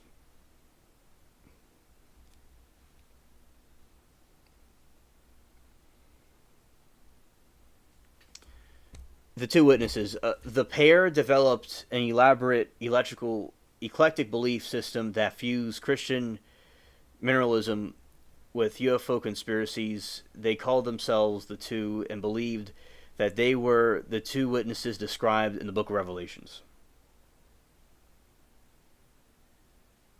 Now, Joyce says that the Kush is synthetic. Becky said, "Oh, good night to you, Becky. Thank you for hanging in there with us. I'll see you tomorrow." Kush is synthetic, not even real. Well, since it's not real and it's Timu weed, it's Timu Kush. Okay, we will give them the most real, potent stuff right from the plant. Go to the go to right to the nursery, right where it is, or anywhere here, or the West Coast, or in Hood, or wherever we find it, and give him the most real, authentic, potent weed out there, and get him to chill.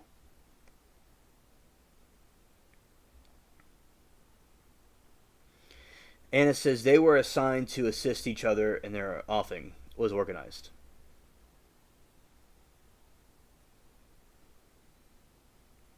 Joyce said, "Not far behind you, Becky." Oh, okay. The body as a vehicle. After Niddle's death, the cancer in 1985, Applewhite's theology shifted radically. He reinterpreted her deletion death not as a failure of their beliefs, but as her shedding her vehicle to reach the next level. This established a precedence that members needed to leave their bodies behind to ascend to the spaceship. Not to the spaceship, but to a spaceship, rather. They were assigned to assist each other. Their offing was organized. I just looked it up. It was her younger brother. Okay.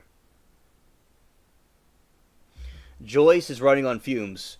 And Joyce, I do want to thank you for, in spite of that, whenever you're ready to go, I'll understand, and good night whenever you're ready. But thank you very much for being with us on the stream tonight. I know it's very late. Yes, very good, Rebel. Very good. It sounds like Chad and Lori Daybell. Yes. And in their situation, they have this thing going on where it's like a couple doing that thing. It's the same type of cult. Very, very sharp thinking. Legacy and control manipulation, recruitment and control. Applewhite's charismatic and controlling nature, combined with Nettle's spiritual authority, allowed them to gather and isolate followers. They initially traveled around western United States, attracting new members and demanding that their followers forsake all worldly possessions and attachments. And they also want them to cut off their crown jewels. I'll tell you, chat, that I would never, ever, ever, ever do something like that. I don't. You could sell me a bridge, that's fine, but no, I'm not cutting off the spaceship crown jewels. The members made goodbye videos. Yeah, I didn't know that, but that makes sense. It's similar to like the video that this creep made.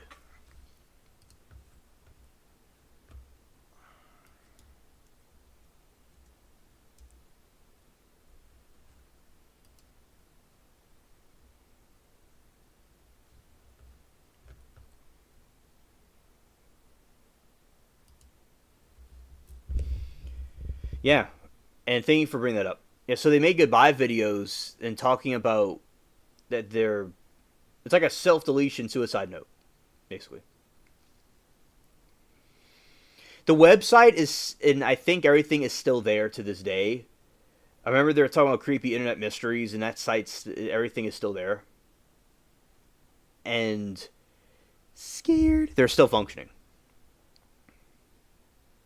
Oh, but I don't know. You got to make it.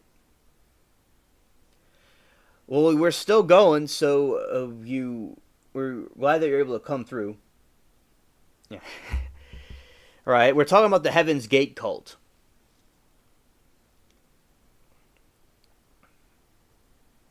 Back when crazy was crazy, yeah. Yeah, and the Heaven's Gate cult is what we're talking about at the moment. And castration, a further expression.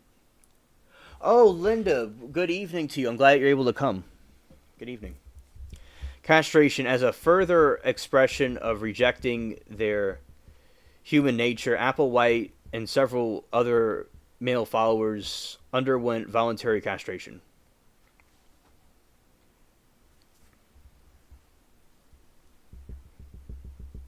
The final exit. As the leader followed Nettle's deletion death, Applewhite's word became absolute, with the group and Hale Bop comment in 97 was interpreted by Applewhite as their final sign for departure. He organized the mass suicide, which termed the final exit. It was one of the last members to be die.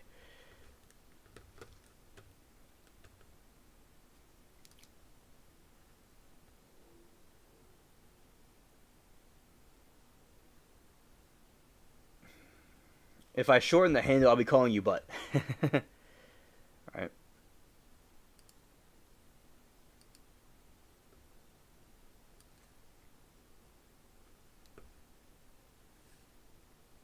Alright. Now, the Heaven's Gate, the core concept of this cult, of this Timu cult, is the following. The core beliefs of Heaven's Gate cult were a unique fusion of Christian mineralism, New Age spirituality, and UFO conspiracies, all centered on transcending human existence to reach a higher plane and the next level.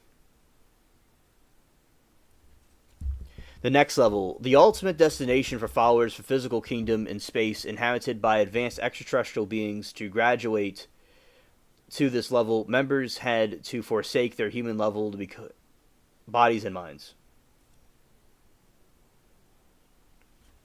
That's funny, but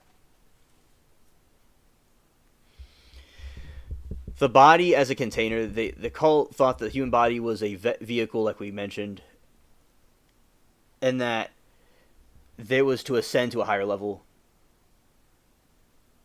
I wouldn't. Yeah, Smokey has an equally as important position, is that she would not give somebody any money either. The two witnesses, Applewhite and Nettles, saw themselves as the witness from the Book of Revelation. Extraterrestrials who had taken human form believed that they were reminiscent messengers whose mission was to prepare a select group of followers to leave Earth before it was recycled or recreated.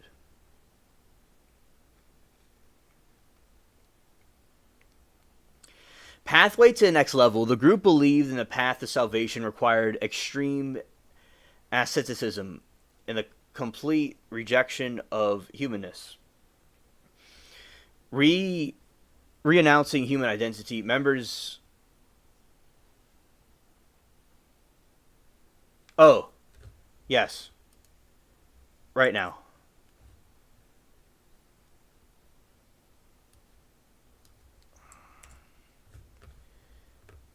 Let's go here.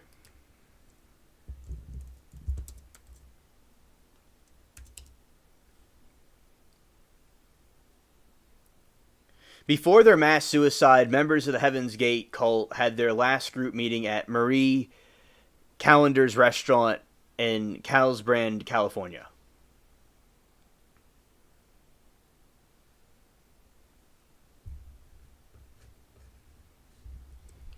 All right, details after their final dinner. They all ordered identical meals: a turkey pot pie, a dinner salad with tomato vinegar and dressing, and blueberry cheesecake for dessert. Hilarious, Lori.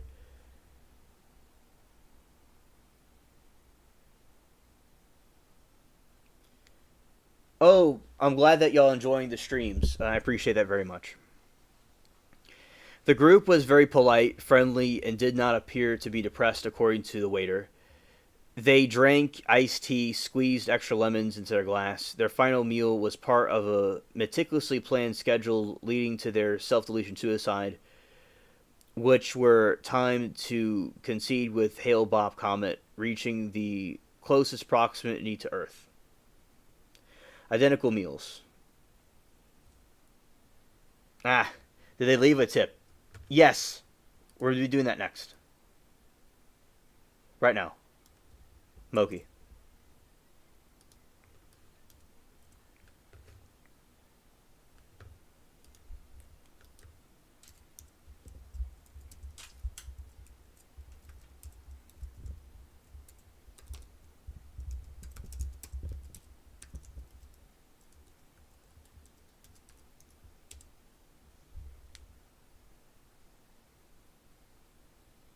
You don't like iced tea? Scared.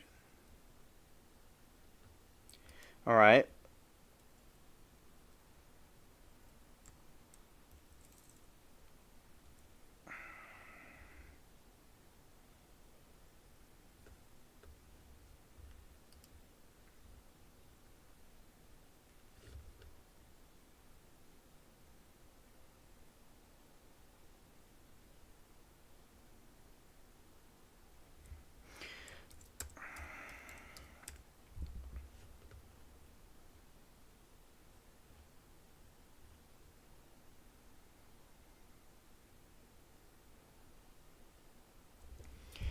The Mother Love cult refers to the group. I think I've seen this before. I saw this before.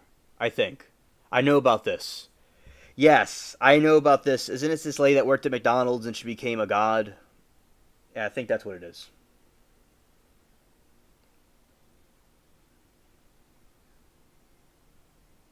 Moki, you are correct. I researched this before. I was telling Sarah about this one time.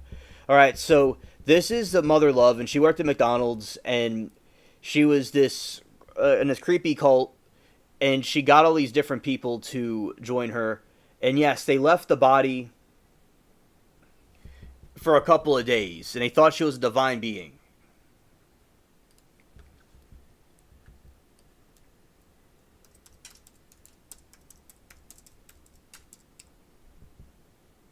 Yep.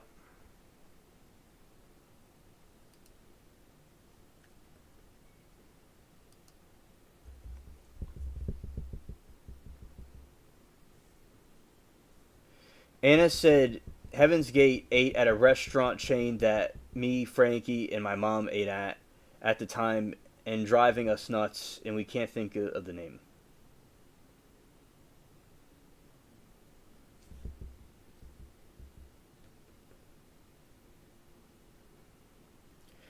She claimed she was God, but was a big alcoholic. Right, right. A lot of these people are, it's blasphemy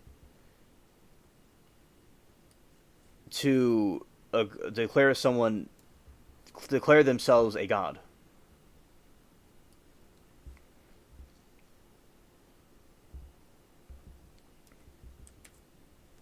Heaven's Timu.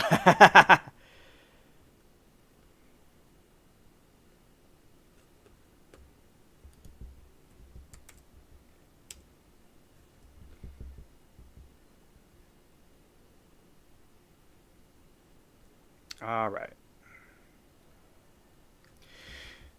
Okay, Mother Love Cult refers to Love Has Won, led by Amy Carlson, who was known to her followers as Mother God. This American New Religion movement gained notoriety for its unusual beliefs, including New Age spirituality. Okay, Anna, we're gonna find it. Oh, we'll find it after I read about this. We'll figure out what it is. New Age spirituality, conspiracy theories, and tragic conclusion with Carlson's deletion death in 2021. The cult story was featured in the HBO documentary Love Has Won, Cult Mother God. Well, 50% waxing moon. Oh, okay. Thank you for the stats.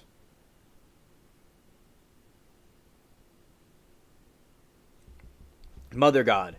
Amy Carlson proclaimed herself a 19 billion year old divine being who was the creator of the universe and reincarnated in various figures like Jesus, Joan of Arc, and Marilyn Monroe. Wow. That is something.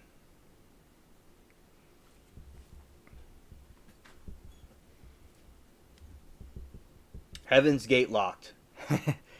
Healing through love. Carlson claimed that she could heal people with cancer and their illness using a power of love through former members report abuse and manipulation and people and physical torture within the group. Yeah, 19 billion years old.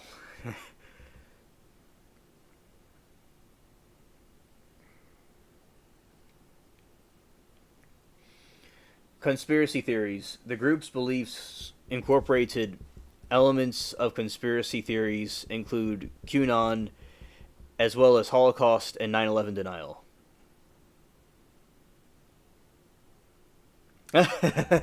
Hilarious, but hilarious. Oh, okay, Mermaid. Thank you for letting us know of and being here with us. The Galactics. Followers believe that they were communications with Galactics, an eclectic group of spiritual ambassadors that included deleted dead celebrities like Robin Williams and John Lennon.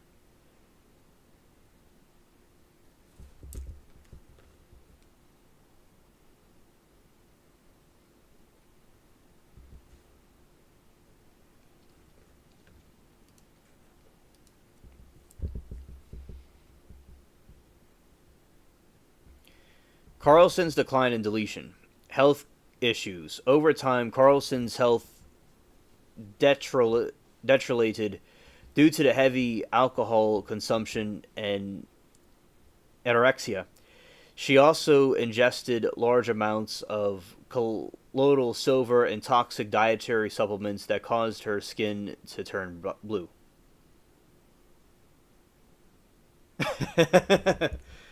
Hilarious butt.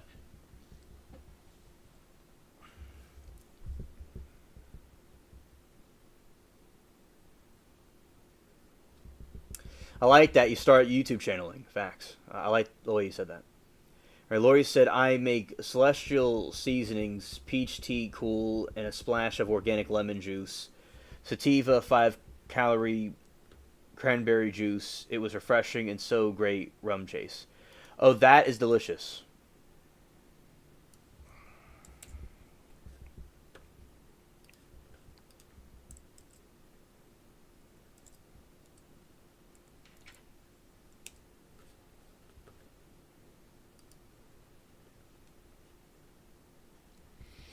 All right, so Carlson's decline in death. Health issues. Over time, Carlson's health deteriorated due to heavy alcohol consumption and anorexia. She also ingested large amounts of colloidal silver, a toxic dietary supplement that caused her skin to turn blue. Mummified body. On April 21, police discovered Carlson's mummified body wrapped in a sleeping bag and decorated with Christmas lights at the cult's compound in Crestone, Colorado. Yeah. All right, let's.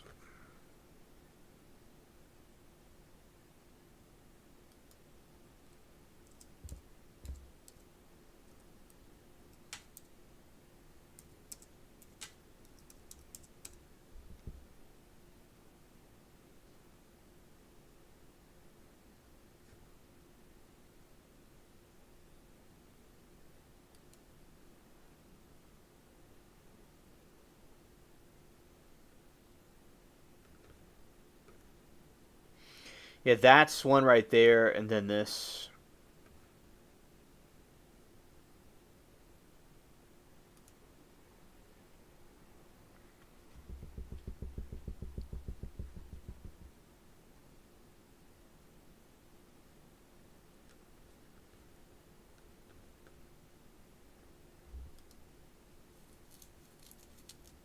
I remember the lights, creepy as hell. Yeah.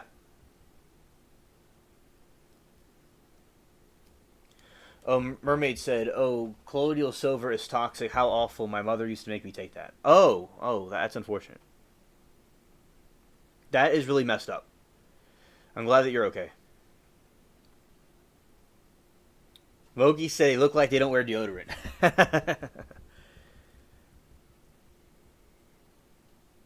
Lori says we use colloidal silver spray when sick, but we don't ever drink it. Joyce says, "All right, everyone, I'm going to tap out. I'm exhausted. Hope everyone has a good night. Talk to you later." Oh, Joyce, have a very good night. Take care and peace. Followers' actions. 7 Carlson's followers were arrested after her body was found. Though all charges were eventually dropped, the followers believed that Carlson would ascend to in a UFO after her death.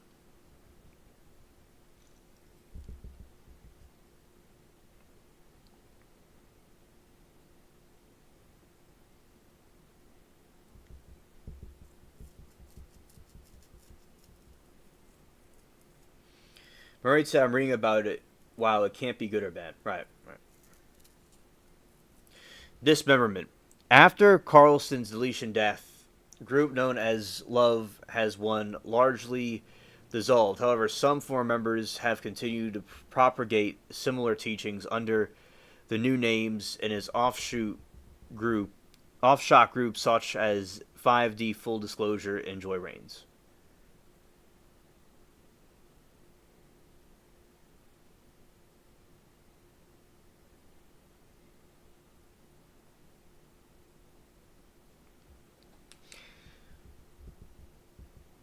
They had weird sick stuff I think. Yeah.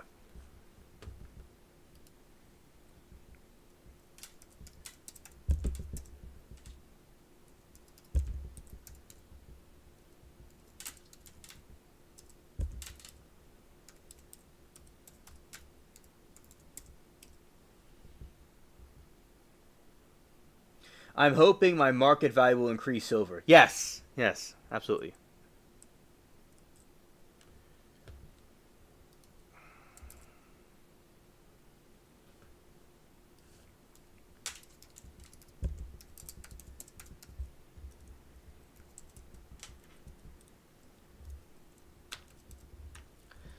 Okay.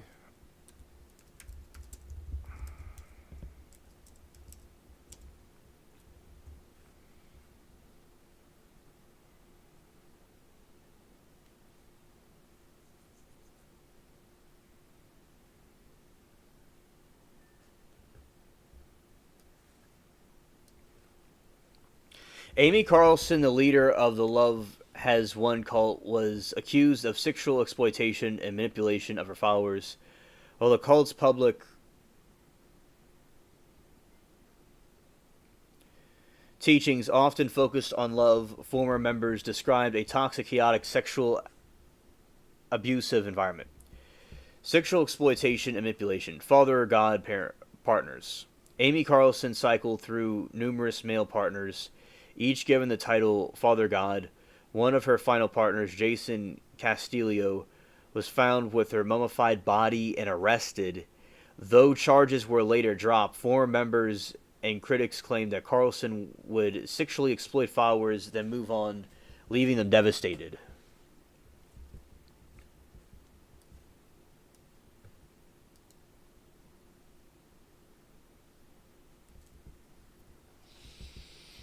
Sexual coercion. Testimonies from ex-members indicated that Carlson, who was often under the influence of alcohol and drugs, sometimes forced her followers to have sex with her. This included verbal abuse, with one former follower recalling Carlson shouting, "I'm effing God, you effing whores." I gotta read that again. That was crazy. Okay, testimonies of ex-members indicate that Carlson, who was often under the influence of alcohol and drugs, sometimes forced their followers to have sex with her. This included verbal abuse, with one former follower recalling Carlson shouting, "Viewer discretion advised, I'm fucking God, you fucking whores."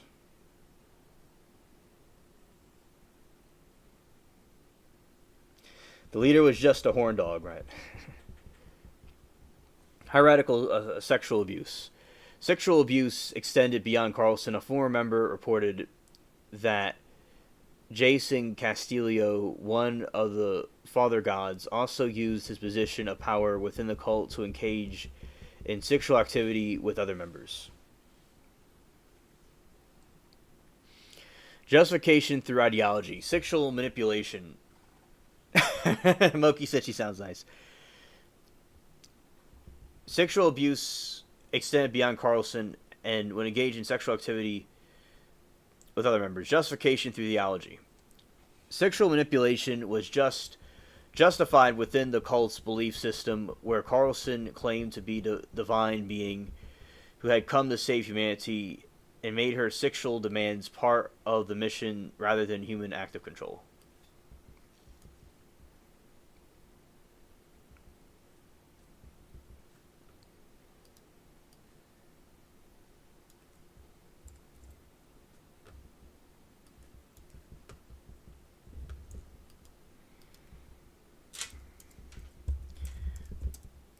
Let's see.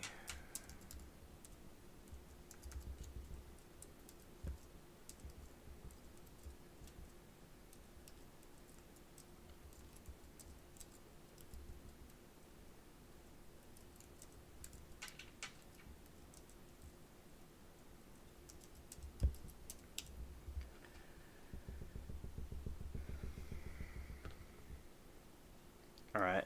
And let's go. Yeah, the context of sexual abuse. I don't know why this is like a story that happened more than a few times. Why? I know. Very evil. Oh, I'm joked out. Rebel says my safe word is faster. I don't like other people enough to be in a cult. Right. That's good. That's good. Context of abuse. The sexual abuse took place within a broader pattern of physical, financial, and emotional exploitation. Within Love has one, former members describe experiencing financial exploitation, handing over their income and savings to the cult. Physical abuse, claims of physical torture and abuse, sleep deprivation, being controlled to sleep as little as 4 hours a night. Drug abuse, a persuasive culture of drugs used despite the group's public stance against it for all of its members. Alright. Now, trying to figure out what restaurants did Heaven's Gate cult go to. Now, as I said before, this is nothing new, is before the mass self-deletion, members of Heaven's Gate cult ate their last meal together in Marie Callender's restaurant in Carlsbad, California. The group members, known for their synchronized behavior, all ordered the same things in the menu: turkey pot pie, iced tea, and slice of cheesecake and blueberry dessert. Now we're going to see other favorite restaurants they had. Yeah, a lot of time, Mermaid, people don't think they're in a cult. Like, they'll not know that they're being in that situation, so they think it's something legitimate. Like, they don't realize that they're in the situation. They're, like, out of touch of reality. Yeah, Rita, very good. Like, Charles Manson did that. Charles Manson would, prey on lonely women and men and bring them into a cult. Yeah.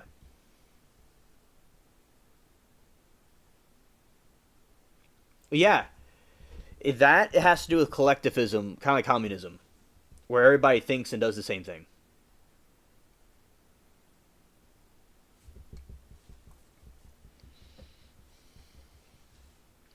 If I had to name a movie that portrays my hypothesis on human origins, I'd say Stargate. I don't know why that just came up in my daffy brain, but it did. That sounds like a good movie to me. Yeah, scary. Scared. Alright, so we're getting to other places that Heaven's Gate cult went to. Although members of Heaven's Gate cult were reclusive, they were not complete hermits and did not go in public occasionally. Beyond their well-documented final meal at Marie's Calendar restaurant, the Carlsbad, California, they also frequently visit other restaurant establishments. Okay, so for Anna's question about what restaurants they went to, here we go. The Pancake House. One report notes that while in San Diego, members ate at breakfast at a local pancake house enjoying strawberry crepes. And we may not find what the restaurant chain was called, but we'll see what we can do. Hotel buffets. When traveling included a trip to Las Vegas in February 97, the cult's focus frugatively meant members would opt for hotel buffet rather than sit-down restaurants, and not really anything specific. Highly recommended diet. They followed strict, bland, and pragmatic diet at home, with meals consisting at a hot, central, low-fat sandwiches carefully made.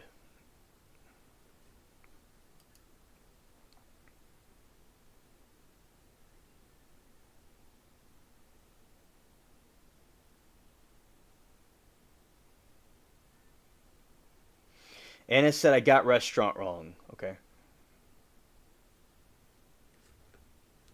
Okay, Rebel.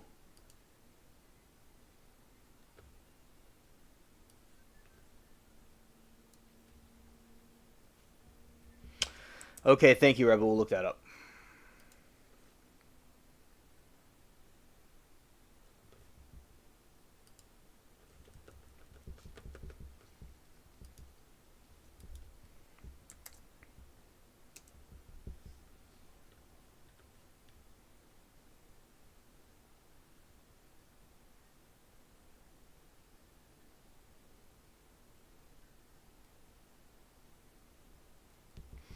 The name 76 and 09A, Order of Nine Angels, refer to two distinct but ideologically linked violent extremist groups. The Order of Nine Angels is a satanic neo-Nazi organization in UK that promotes violence and societal destruction.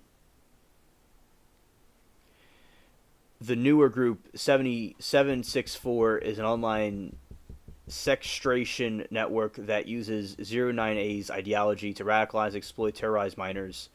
Both networks are underage investigations as terrorist organizations by the FBI and other law enforcement agencies.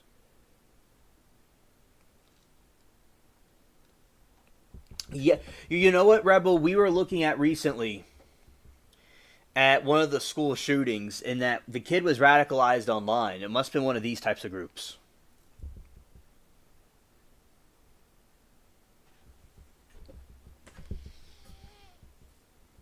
Founded in 1970s, British Nazi of that is a different thing. What he was talking about, but we're going to talk about it anyway.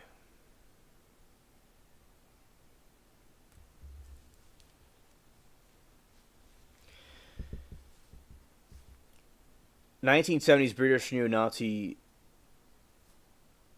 090 decentralized, secretive, and violent extremist group. Ideology: it mixes Satanism and neo-Nazism factions. Fascism, occultism, adherence to believe that Western society is corrupted and must be destroyed in a process known as... There are 9 Rahites in Lord of the Rings. Oh, yes, that is true, Lori. Thank you. Tactics. 09 members follow a process called Sevenfolds, which involve escalating criminal and violent acts, achieve higher state, and this includes committing violent crimes, including sexual assault and even human sacrifice, infiltrating various institutions like military, police, and other political groups through insights to cause disruption from within.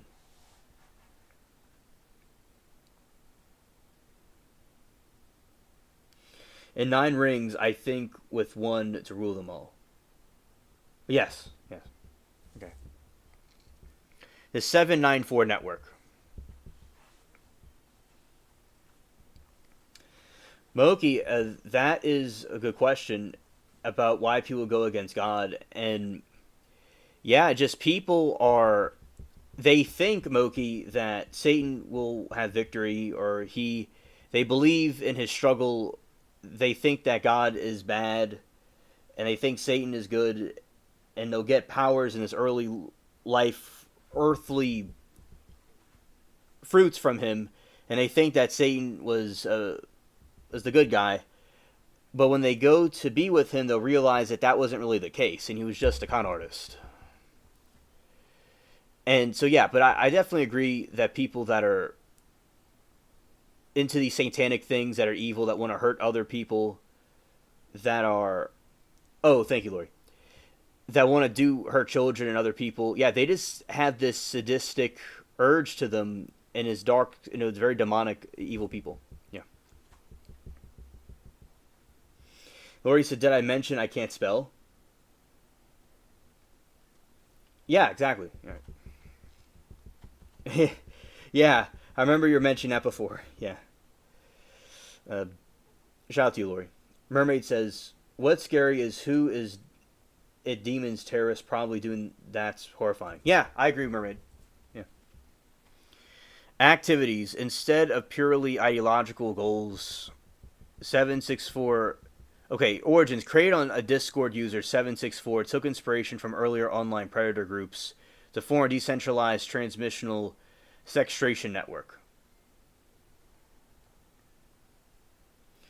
I googled 9 rings gifted to mortal men. Yes.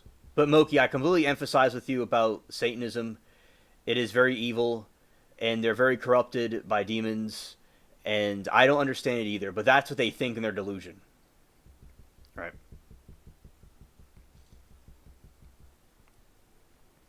Activities.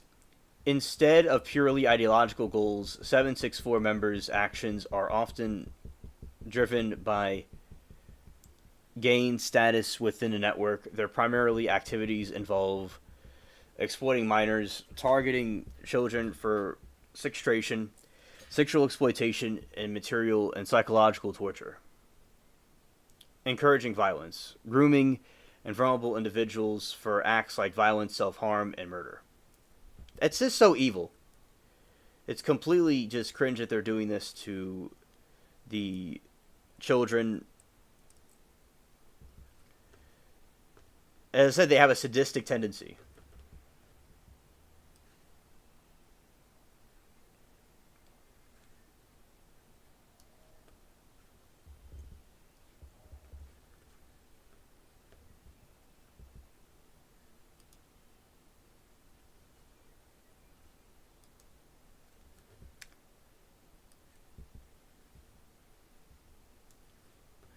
Lori said, Thanks for the quick confirmation that I can't spell alien. LMAO, so funny.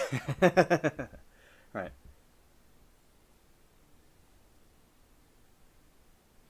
Rebel says, yep. They use Discord and Telegram to groom kids and attract members. Share its sick material. Mermaid said, Rebel, I also knew about Telegram because I study predators. I'll never join those pages. Facts.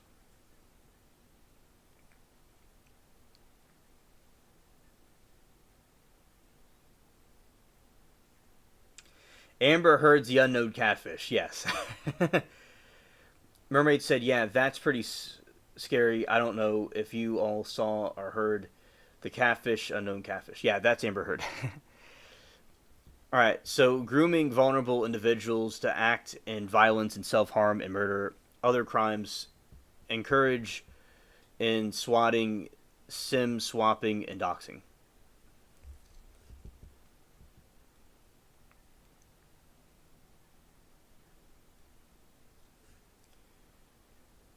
And I think it's very messed up that they go against God, you know, and do these evil things.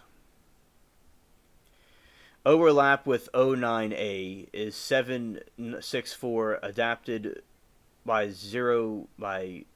O9A's visual aesthetics and terminology and investigations show significant link between two networks, specifically regarding child sexual abuse and violent extremism.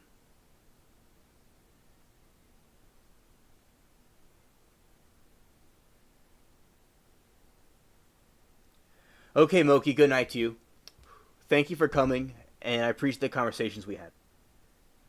All right.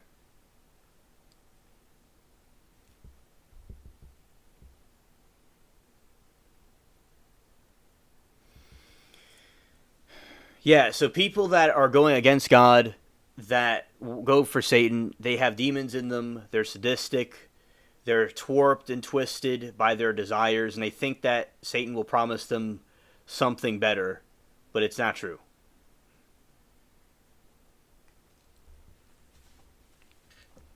And God protect and guide all of us away from those things. In September 23, FBI issued a public service announcement about 764 network, which led to multiple arrests of its members. In April 25, the U.S. Department of Justice announced charges against several leaders of 764 for operating a global child exploitation enterprise. The Air Force Office Speculating Investigation also issued warning to service members and their families about online groups. Yes, we need some Bubbles Bronson. And there's some sick things with witchcraft. Aleister Crowley was an evil Satanist, and they believed in like doing evil things to children also, and as they believed that the children had very pure energy, and that they could extract the energy from them and get powers from the demons. That's why they attack children, because they have this very pure energy. And we need some Bubbles Bronson on them. Absolutely, yes. Okay. On to the next thing. We did that. Alright, so... yeah, that is... let's see what that other cult was called. I'll mention it to y'all.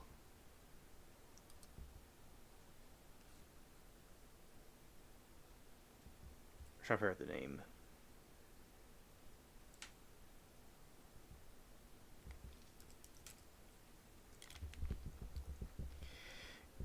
You're welcome. Official, the FBI used her BXONX research to catch these murderers. These members. Oh, okay. Thank you for letting us know.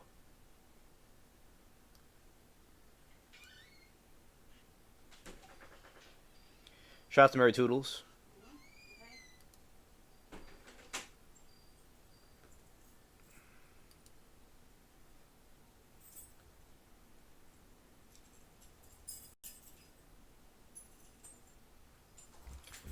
Okay, that is just not doing anything.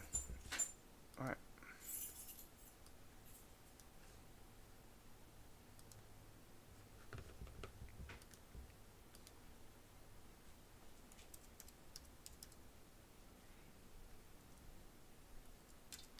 Let's see, Christian cult.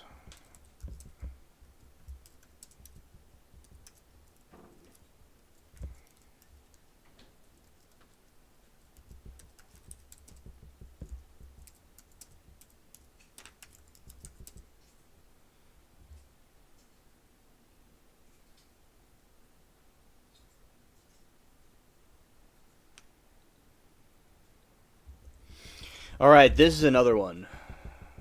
A bit disturbing.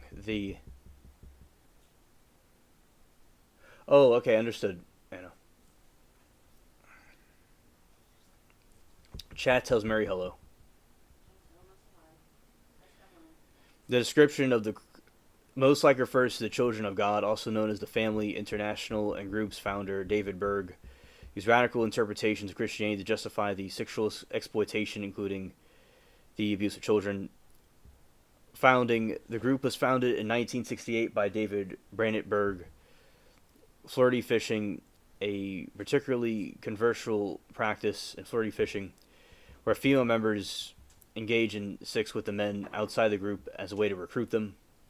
And this is nothing what Jesus taught. It is a perversion of the both testaments, the Old and New. Sexual abuse of the youth. Investigations in 1980s and 90s revealed that widespread allegations of...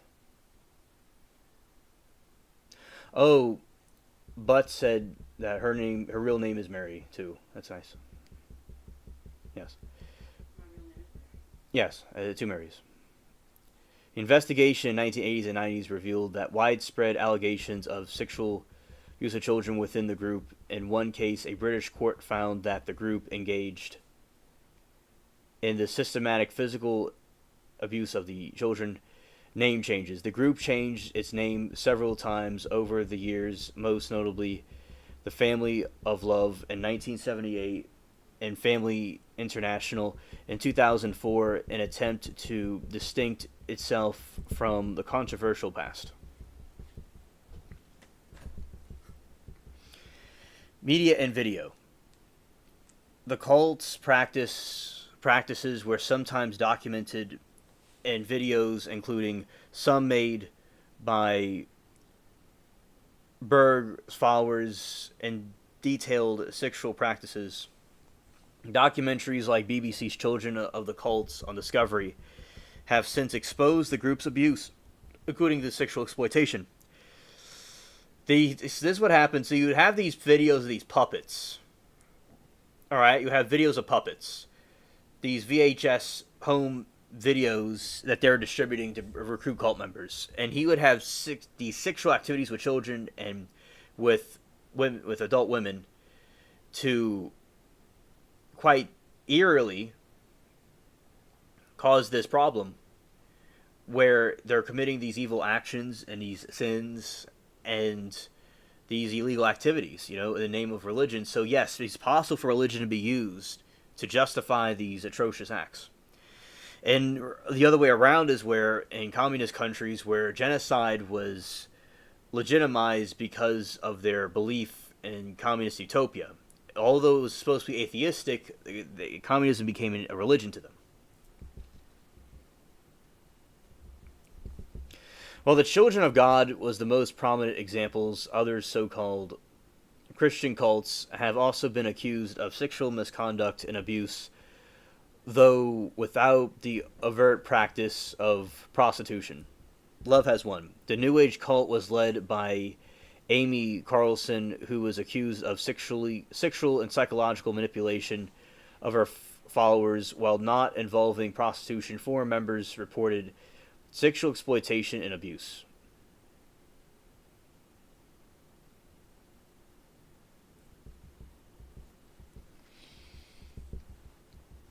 The Tony and Susan Almo Christian Foundation, founded by the Tony and Susan Almo, The group became a cult widely accused of abuse after his wife's deletion death. Tony Almo took underage girls as wives, was eventually jailed for the child rape. The 2 by 2s, also known as the Church with No Name, is secret sect, is currently under FBI investigation. Widespread sexual abuse allegations. All right, so that is some of the. That's another cult that we're reviewing. Okay. So those are some of the cults, and I'm about to get to another thing. Let's see. Let's call this something else.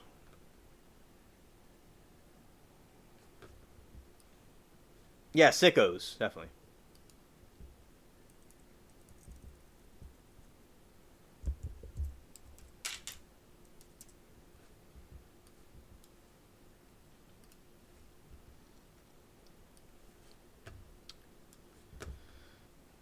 Now we're going to go to a lighter topic over here. Or not. We're going to take a detour to Lawrence Cross right now. Okay. And then we'll get into the other topic. All right. Thanks for reminding me, Rebel.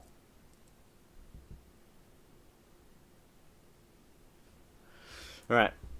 Lawrence Cross is an Albany, New York man who confessed on camera to deletion, killing, and burying his elderly parents, Franz and Theresa Cross, 8 years ago, following the exclusive interview with CBS 6 News on September 25, 2025. Lorenz Cross was arrested outside of the station's building. Initial investigation. Bodies of Franz and Theresa Cross were discovered in the backyard of Albany home after police executed a search warrant as part of the financial crime investigation. Authorities and had become suspicious after realizing the missing couple's social security benefits were still being collected. On-air emission. Cross contacted the television station and agreed to interview with reporter Greg Floyd. He told Floyd he suffocated his father and later suffocated his mother. He explained that he deleted his parents as an act of mercy because of their declining health, which is nonsense.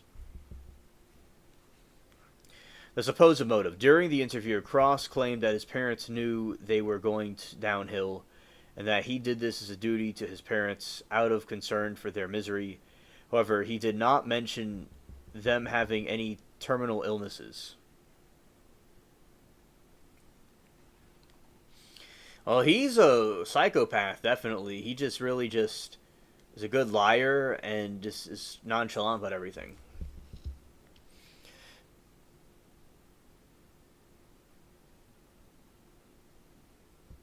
Background. Cross is a highly educated man, having graduated valedictorian from Senia University with political science degree, earning a master's degree in business from Rensselaer Polytechnic Institute.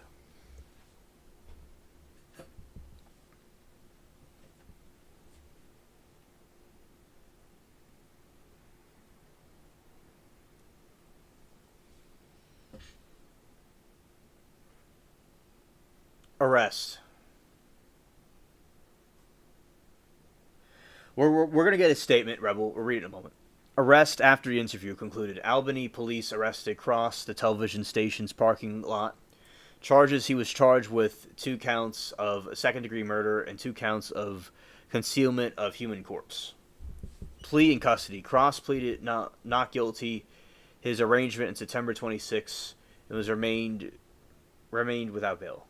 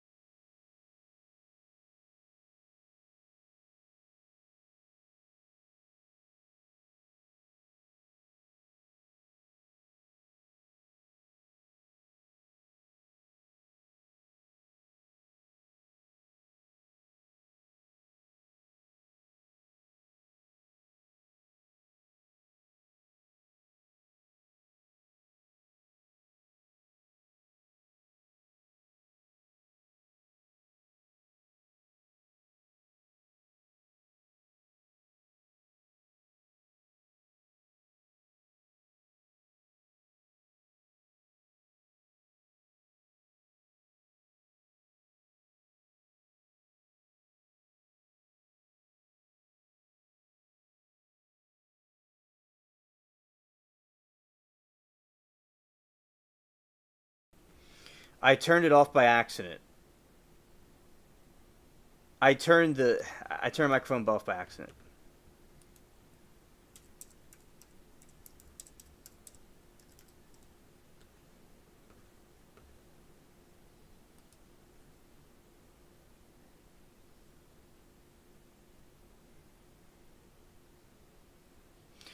All right, I fixed it now.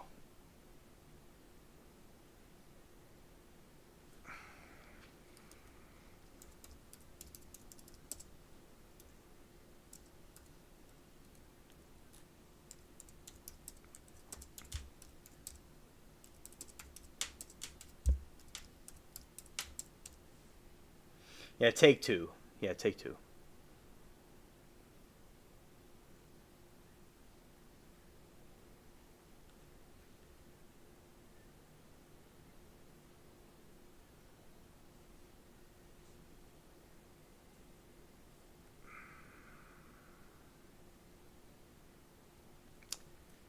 Okay, and I'm going to be reading the statement right now. Let's go here. Okay.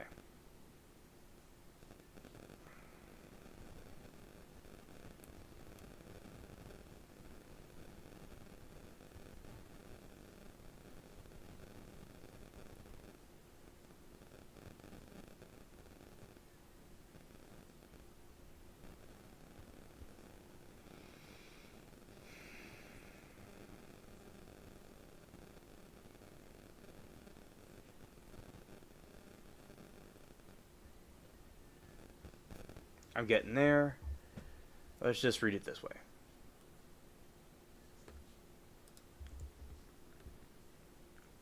Copy this. Let's go this way.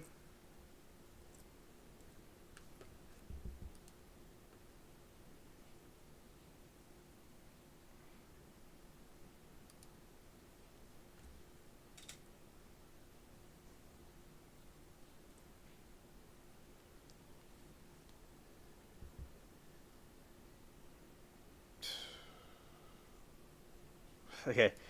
Now, because I see what you sent me, Rebel, with the trying to make it a little bit bigger, I'm going to have to put it in the browser probably. Maybe that will work.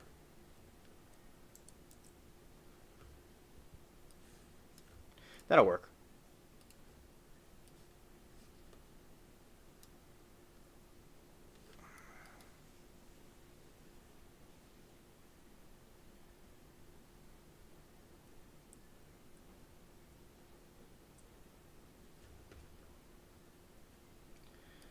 And this is Lawrence Cross's letter to CBS.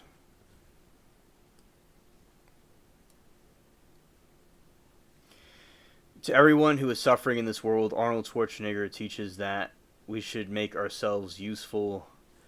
I am open to talking with you. Let's see. That might be something else. Yeah, Rebel, can you send me the news article? I'll appreciate that. Thank you.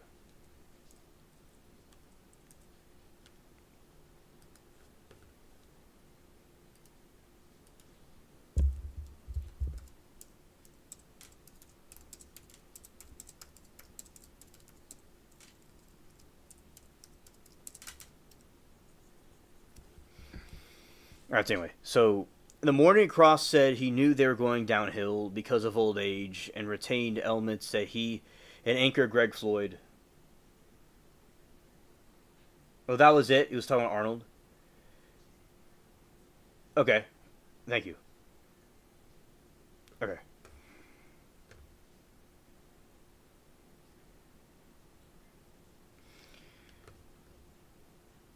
Let's go this way.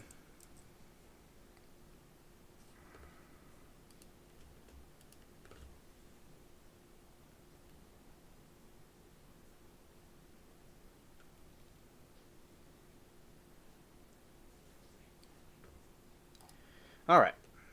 Going back to the other link.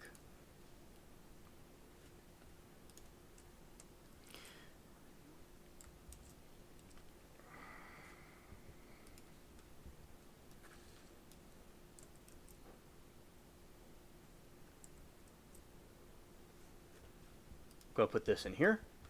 And here we go. We're about to begin.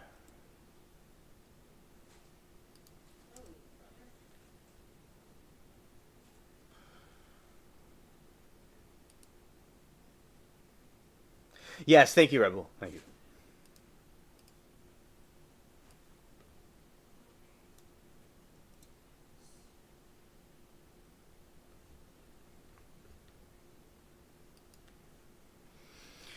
To everyone that's suffering in this world, Arnold Schwarzenegger teaches that we should make ourselves useful. I am open to talking to all YouTubers that I can since they present conversations over sound something. I intend to brain saver medical device concept with at RPI. This designed auctionate the brain. Phew. Case of drowning or smoke inhalation. I won a $1,000 entrepreneurship prize for President Shirley, and Jackson was found making speeches. I solve problems of the universe, and philosophers will. Whoa.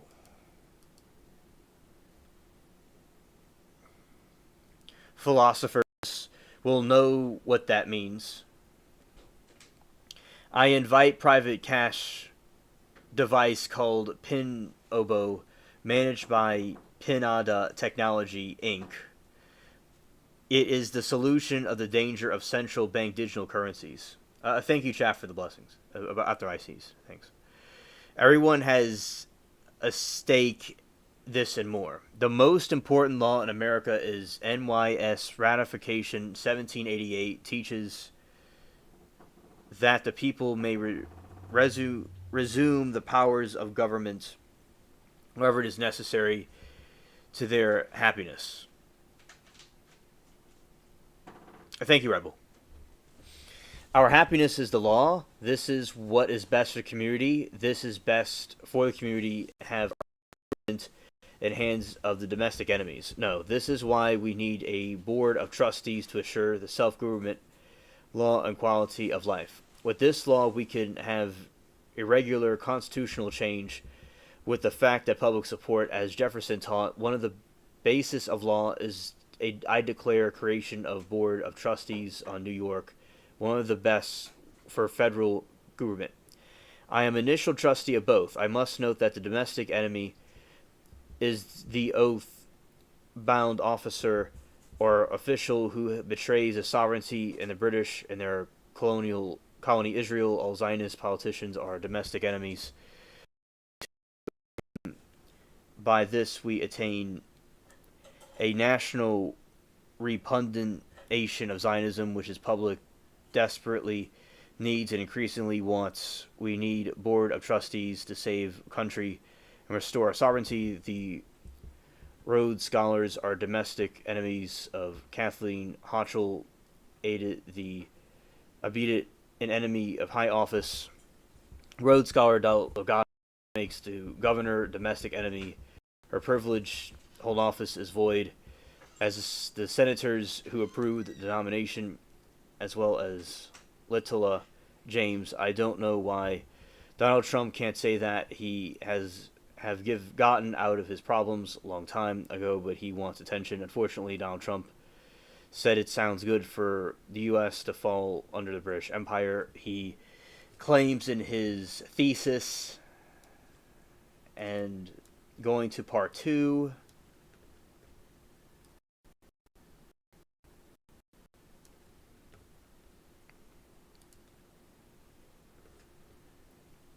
right here.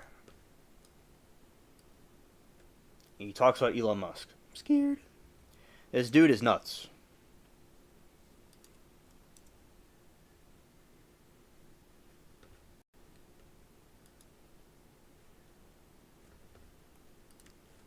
Let's close this window right here.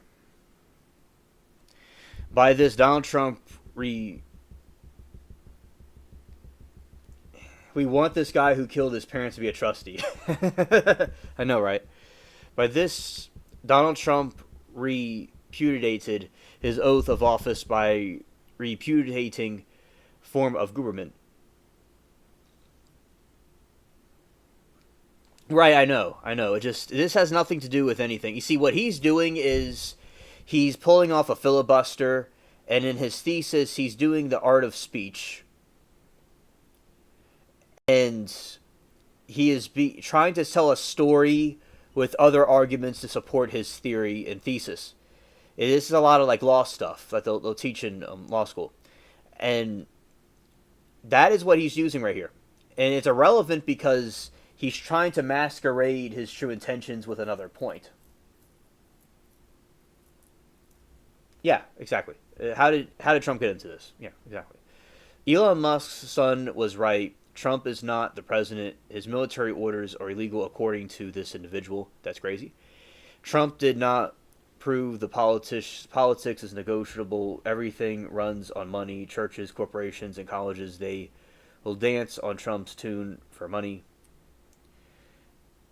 I would like to get Trump on the right track. First, he must rehabilitate. Without that, his oath of office is void. Just Roberts, his domestic enemy, giving oath to Trump, knowing that this is domestic enemy in Colorado courts. He claims domestic enemy budgets are illegal budgets, and bonds produced are illegal bonds, possessed bonds. This man also is a poet.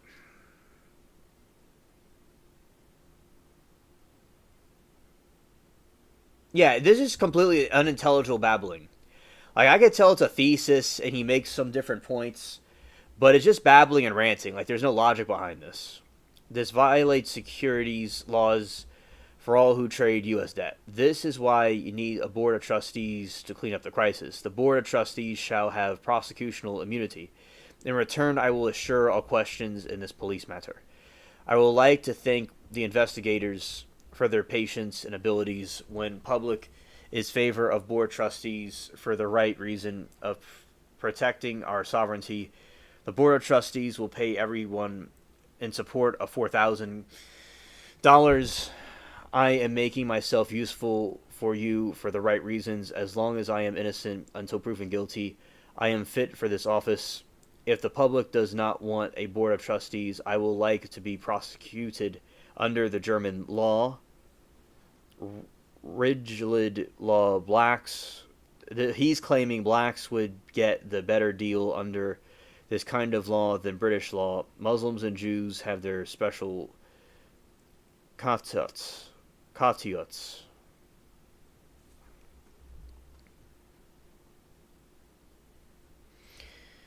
I recall coat o Utes. I recall all the thoughts of being prosecuted by German-hating regime by German-hating judge. My true peers are family, friends, and fellow Volkshavers, good Germans who understand the concept of doing one's duty, and those who have experience with the rigid law. This might require special law, but we don't have the governor, state legislator to pass. Every elected official has duty to object. The Rhodes Scholars, Zionist, and the government. America needs board of trustees. I know what to do. This is why I am initial trustee. I have paintings to sell, support family. I support in the Philippines. He's all over the place, man. Each painting is 450,000. I agree to profit nothing except millennial living expenses. Please care for Analonia, Aronize, and our Paida PH in Ponobo team. They accept the high interest loans are paid by Pinobo. You will find her on Facebook, and there's a number and an email. Sincerely, Lawrence Cross. Well, he certainly is insane. This is completely unintelligible.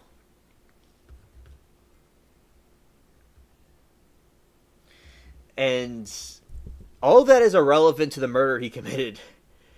You see, he wants a way out. He wants to be a trustee. He wants to get off the hook for his crimes, and he's trying to bring up other issues. He's trying to create smoke and... He's trying to... Lori says he's been sniffing. Yeah. Yeah, definitely.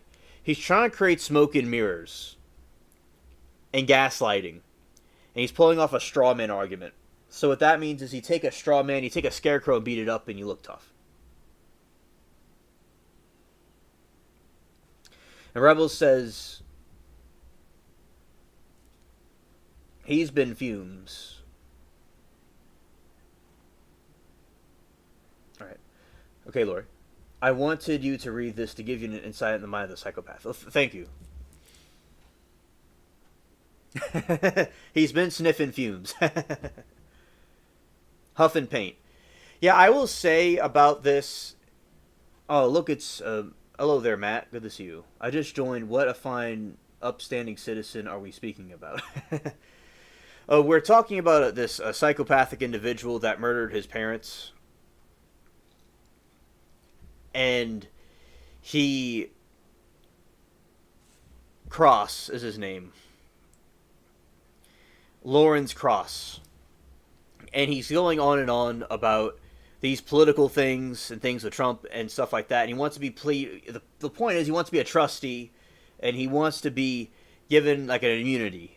The reason why he said he makes an argument in his thesis, he does a bunch of nonsensical rambling, he tells a story about himself, and he tries to divert from what he is doing using artist speech, but because of his illogical ramblings, the artist speech fails.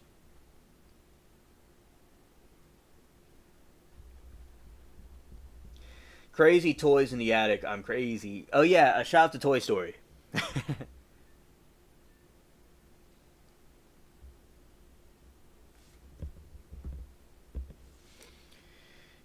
He confessed during a TV interview.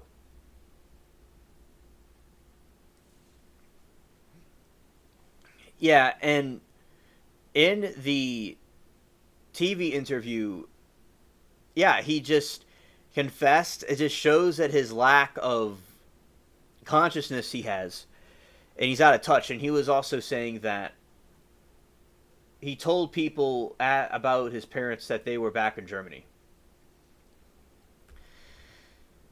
I read the Mother God on your screen right now. I knew a few people that were into that religion. Very weird. Oh, you did? Oh my goodness. Yeah, that was a really weird religion. It completely insane. Complete blasphemy, definitely.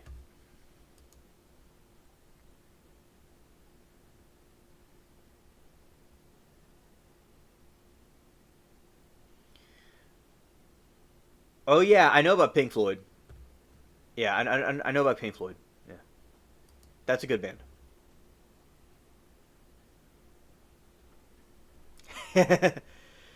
Yeah, Lori, that was funny what you said. I get it. Okay, Rebel, I will. Okay.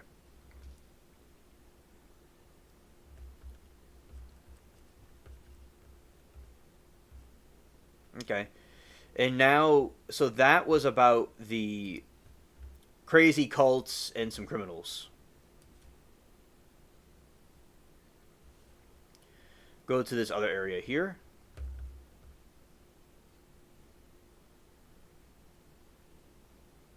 Okay, Anna, understood. Welcome back.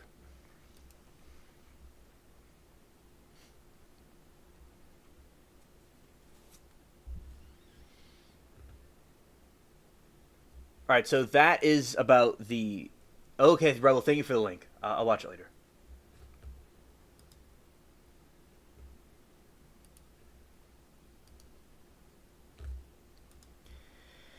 I want to talk about another topic as we're getting close to the end of the show. Yeah, not Toy Story. Yeah, scared. All right.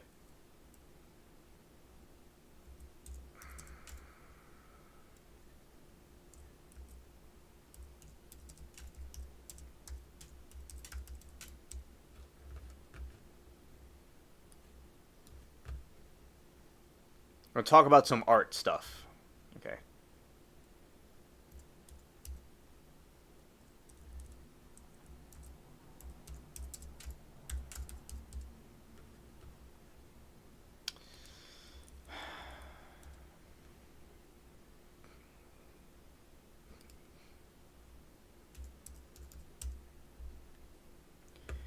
Wrong one.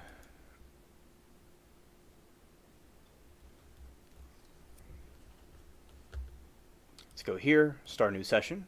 Right there. Appreciate y'all here. Shout out to all of you.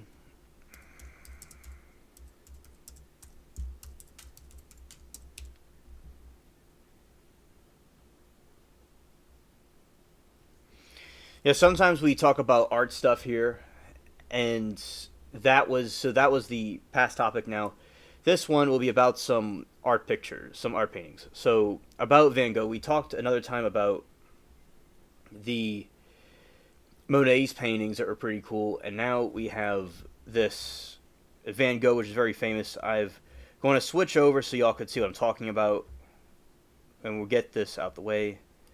Let's see, go here.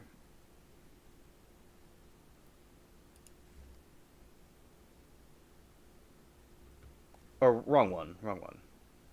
It's the other one right here.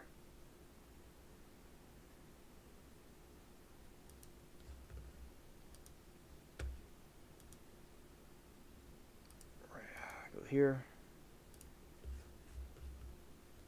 Okay. Hello, Anthony. Good to see you. Welcome.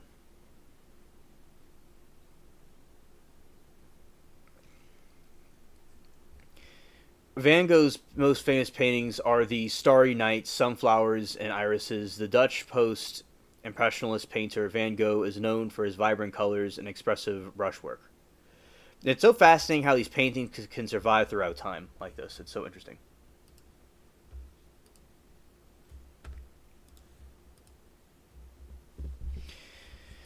The Stray Night, 1889. Van Gogh's most recognizable work is the oil painting featured of a dramatically swirling night sky filled with glowing moon and brilliant stars, inspired by View from the Asylum Room in Saint Remy.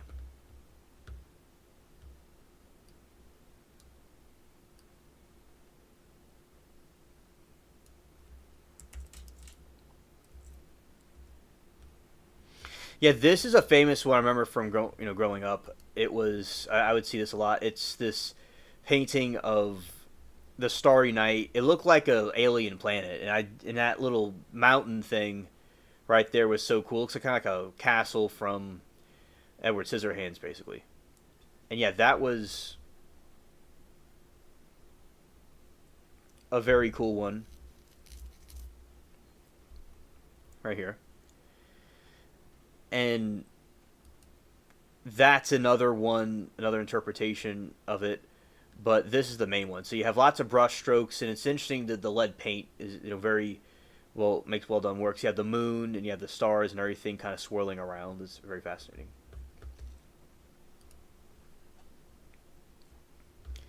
Okay, sunflowers. In 1888, the series of still life painting shows the sunflowers at various stages of their life cycle. They were painted during Van Gogh's time in Arisol, France, and are a symbol of his vibrant expression style.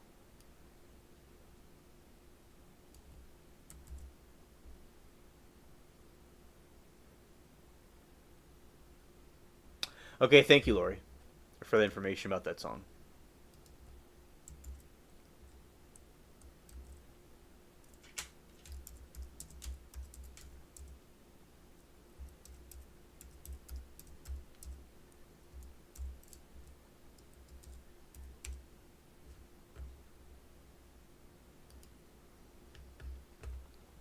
Yeah, these are sunflowers in various stages. That's very fascinating. So you have the yellows, and you have these sunflowers. Some of them are about to become seeds. Some of them are still flowers. It's quite fascinating. Yeah, very cool looking.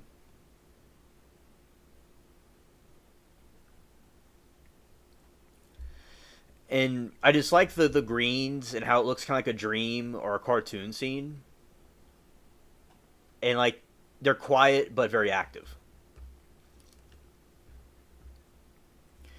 All right, the irises of 1889, completed while the Saint Remy Asylum's painting features a striking blue-purple iris and was influenced by Japanese ukiyo wood block prints.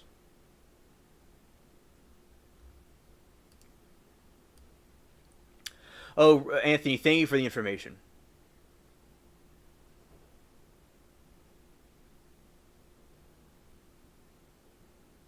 Oh, okay, Rebel. I looked it up. Yeah, thank you.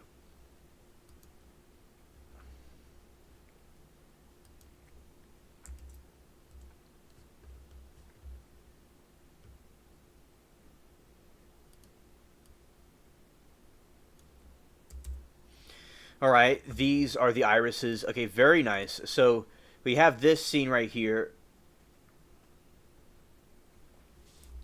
with the nice light greens and dark greens in various shades, and these very nice purple flowers, very purple irises. Yeah, I like how he orchestrated it.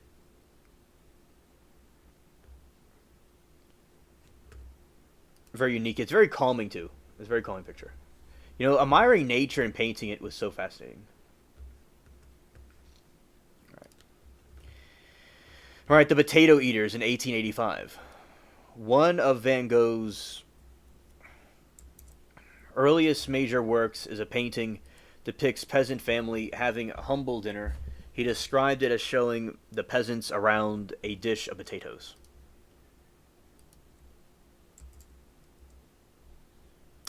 Ah, interesting. This is very an interesting scene.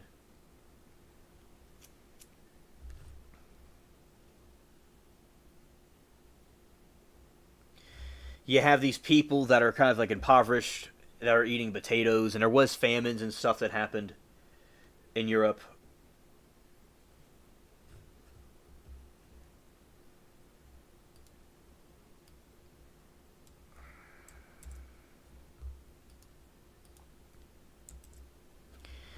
And they're all kind of it's kind of a gray scene. You have kind of greens and kind of like a light kind of grayish hues to it at the same time, kind of greenish yellow, kind of dark.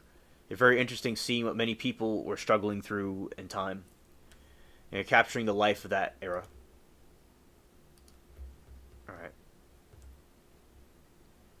Cafe Terrace, a night of 1888.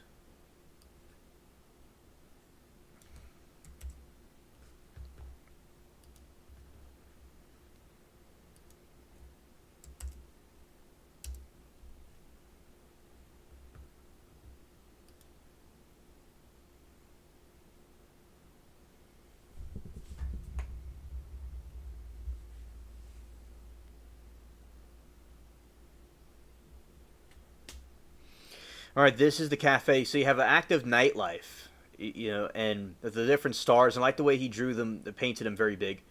And as I said, it looks like a reminds me of the Pink Panther movies. That's what it reminds me of. And oh, American Gothic.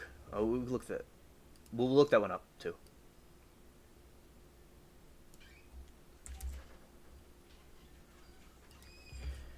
Yeah, so it nice yellows and different hues to it. Very active scene. It's jazzy looking.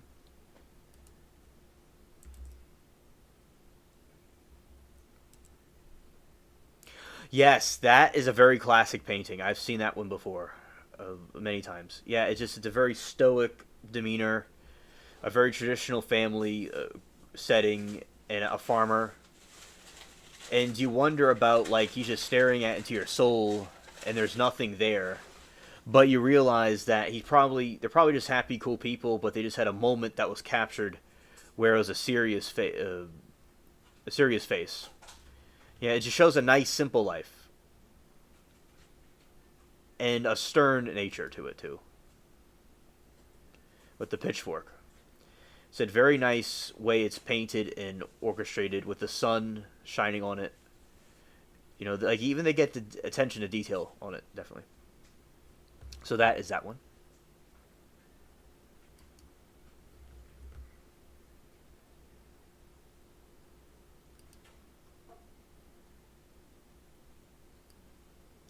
Simple, but it speaks to me. Yes, that's good. And art is supposed to invoke. Meemaw ain't got time for it. Yeah, exactly, Rebel. Yeah, and It's simple, but it speaks to me. Yeah, definitely. And I like it too. It looks pretty cool. It reminds me of Kentucky. That's what it reminds me of. And that painting, it's certainly like a. And it's good that the art speaks to you and it has an emotion in you. That's what art's supposed to do. And I'm thank you for sharing that. It was a very cool piece to cover. Oh, that is his daughter that posed for the lady. Oh, okay. Oh, interesting. I didn't know that. Okay. The bedroom in Ariel's. Van Gogh painted this image in his bedroom, the yellow house, and Ariel's. He created his three distinct versions of the painting, each depicting colorful rooms, slightly different lights. Now, the American Gothic painting. Look up more information about that one. Let's see.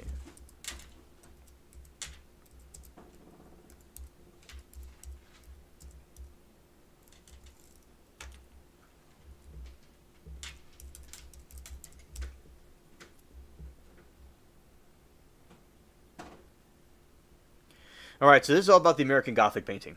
American Gothic painted in 1930. Anthony says alien spaceship in chat. In light of what is happening in our country, I suggest everyone invest in body armor. When I go to Walmart, I'm wearing safe life defense vest. Okay, Anthony, thank you for the suggestion. We all want to stay as safe as possible. Okay, thank you. It was the most. Oh yes, Lori, it was very harsh times. Yes, I know about people that lived in that time period, about the Great Depression. A lot of people became homeless, and they were in these different villages. Oh yeah, and Van Gogh is very brilliant. I really love his work.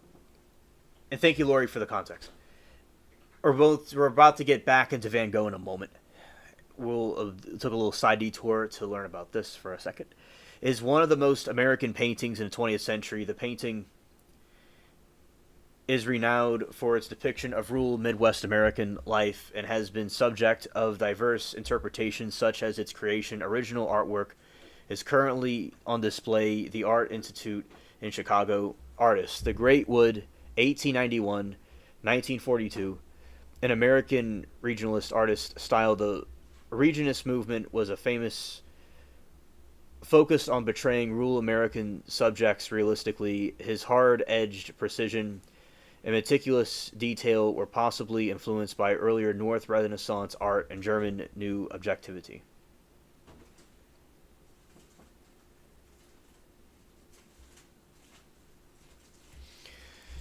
A stoic, stern-looking man and a woman depicted standing in front of a White House in Carpenter Gothic style, identified by his distinctive arched window. Models Wood issued his sister Nan Wood Graham from the woman and his dentist Dr. Ryan McKebby from the man. Wood was inspired after seeing a house of Eldon, Iowa. He decided to paint the kind of people he fancied should live in that house.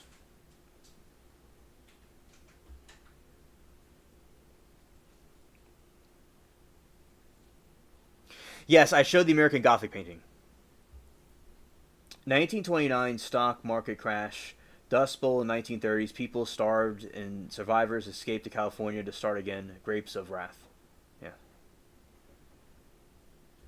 Details. The man holds a pitchfork which mirrors the vertical lines of the house windows, so the woman wears a colonial print apron.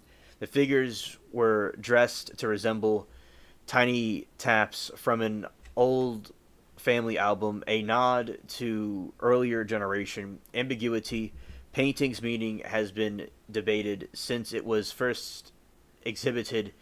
An ambiguity allows viewers to interpret its base on their belief and experiences. That is true, Rebel. They didn't have anything like that back then. Possible satire. Some viewers, particularly in Iowa, felt the painting was satirical depiction of small towns of rural life. Wood gave confusing statements about the satire, saying it was only present as a satire realistically statement. Possible celebration. At the same time, many viewers its celebration at American pioneer spirit and rural values, providing a sense of renaissance during the Great Depression. Yep, he drove his past house and turned around and went back and spoke to him.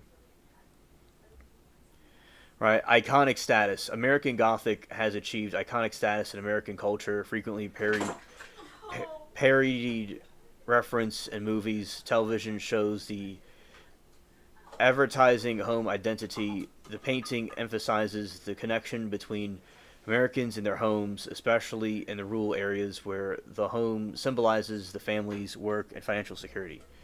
Persistent fascination. The public continues the fascination by the painting, which explores aspects of American life and identity. All right. So now is yeah, back when it drove past the house and turned around and went back and spoke to him. Anthony, they lost their effing minds. Better not come to my house. Yes, and less publicized that the 1930s saw extreme heat waves, drought, and wildfires across the United States. That makes sense considering the Dust Bowl that happened. But thank you, Lord, for clarifying about the weather. It was also hot on top of everything. All right, so next one is a Van Gogh painting. Bedroom in Airless, 1888. Van Gogh painted this image of his bedroom in his yellow house in Airless. He created the three distinct versions of the painting, each one depicting the colorful room slightly different.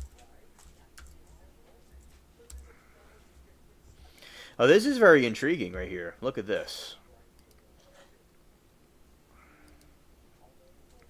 All right, this is a cool painting. You have a bedroom, and you have the hard wooden floors, and you have some. You have the windows of yellow coming in. That's the sun. So I like the different yellow hues in it, and the yellows match. And he just has these nice chairs. I had chairs like that in my other house. It's a really cool bed. And this is like a life-size version of it right here. That's very interesting.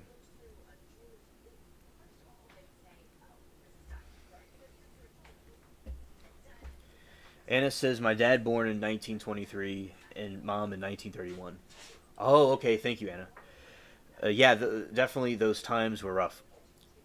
And my grandparents over in Europe were born in the 30s.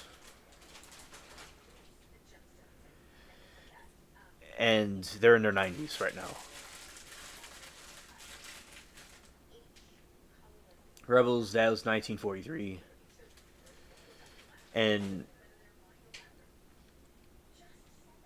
oh yeah, his style is it's very chill, relaxing, and it's like as a calminess to it. Yeah, I love the style, definitely. All right, portrait of Dr. Grachet, 1890, painted in the final months of his life. This is a portrait of the doctor who carried him in Avarice sur Oise. The work exists in the two versions. All right.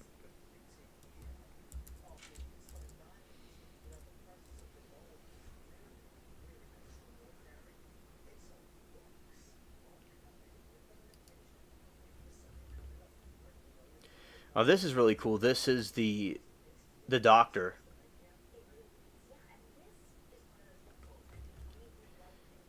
I love the style. It's you see here up close. He has a lots of architect like graph text inside the background and then within the painting itself.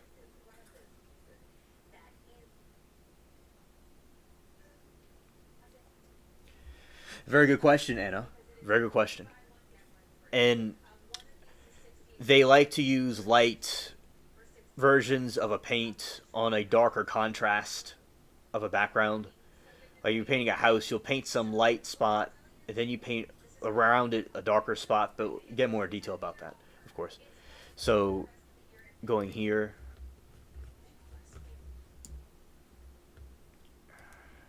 How did people paint light? How did artists paint light?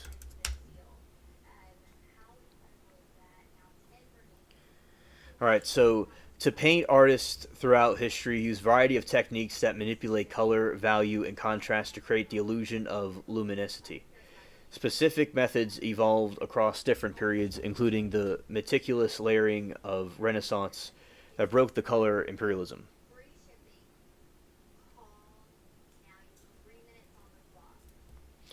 Meaning the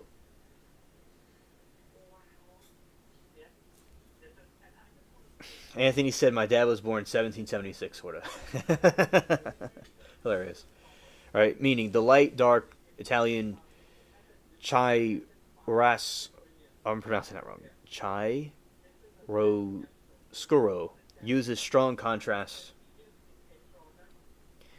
between bright and dark areas to create a sense of three-dimensional volume. It is not just about shading, but dramatic, intentional use and model light form. Baroque drama artists like Caravaggio took the C method to an extreme. The chiaroscuro at an extreme known as temperism, plunging most of the scene into the deep shadow, dramatically spotlight key figures with harsh focus light.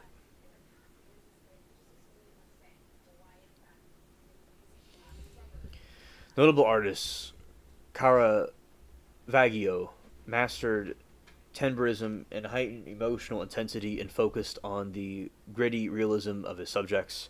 Rembrandt used for more psychological approach, often with sunlight sources such as candle, creates a reflection of the mood. Leonardo da Vinci pioneered technique by creating drawings in tinted paper.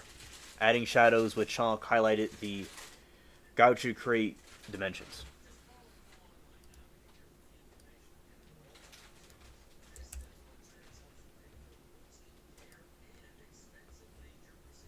Yes, Rebel, absolutely. I remember I did the book. I read the book on Michelangelo called the Agony in the ASSV about how he created those big marble sculptures. They're very intense.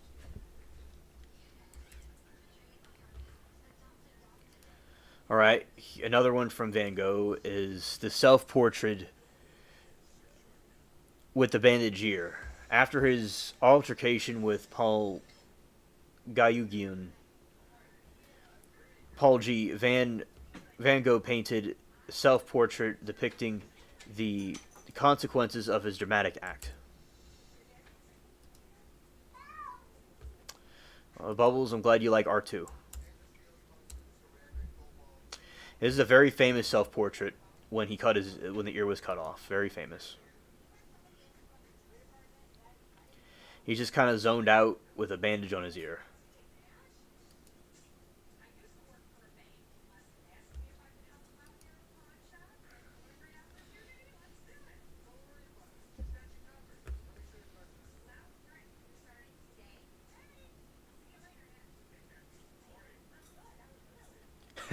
Okay, thank you, Lori.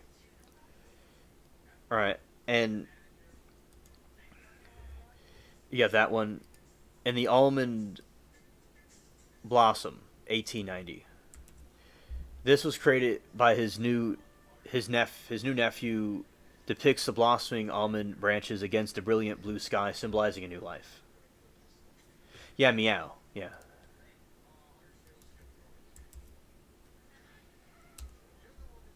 exactly. Oh, this is quite incredible right here. Also,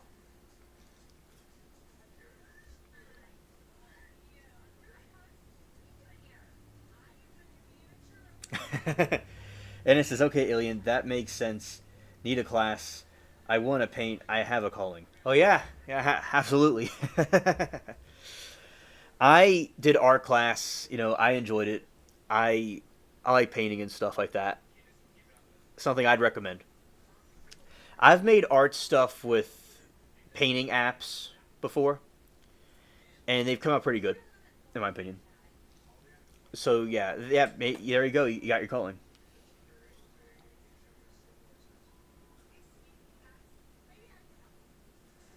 I'm not gonna forget about that, Rebel. I have it saved. Thank you. But always remind me though. All right, this is the blooming blossoms, and you see the nice kind of grayish, light blue, baby blue sky. It's like a calm, but also full of life at the same time. It is very fascinating. And this one is an even deeper blue, like an aqua blue. Very calming. Okay, we are going to look at this other one that he mentioned.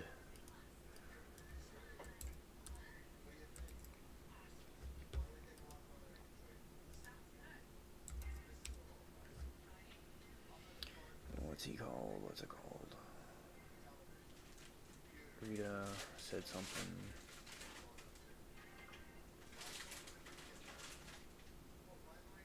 Dad was born. Okay, Kinkland. Oh, this is very fascinating right here. Okay, Anna. Yes, we will. I'll explain that. I will explain that to you too. Okay. John, Jean, Michael Basquiat was a Brooklyn-born American artist. Basquiat, okay. Brooklyn-born American artist known for his vibrant neo-expressionist paintings and his prolific meteoric rise of fame in the 1980s. His work blended graffiti and street art with fine art, addressing profound themes such as race, identity, wealth, and poverty and power. Oh, okay, Frog. Hello there. Good to see you.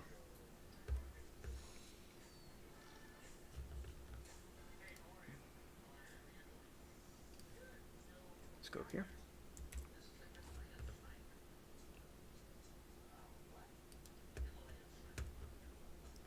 Let's go this way.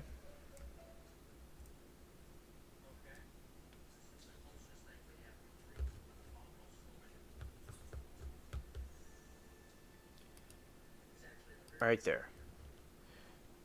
Graffiti roots. Before transitioning to canvas Oh, how's it pronounced? Basquiat was a graffiti artist who gained notoriety in the 1970s under the tag Same Old Gillette, working with high school friend Al Diaz. And cryptic poetic phrases and buildings. And let's see some of his work.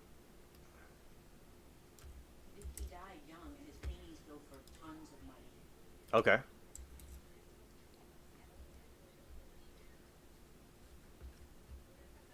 Madonna was friends with him. Yes, you were. Yes. I remember you telling me about that, Anna. And that is something that I certainly think is quite fascinating that we are talking about with them going to an island. That was thank you for that information. Now, so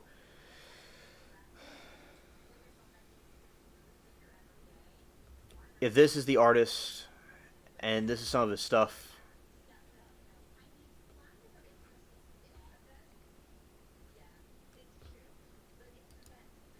You can look up what his works went for recently. It's a lot, millions and millions of dollars. I like the cat ones. Those look pretty cool. Yeah, but yeah, this looks like a.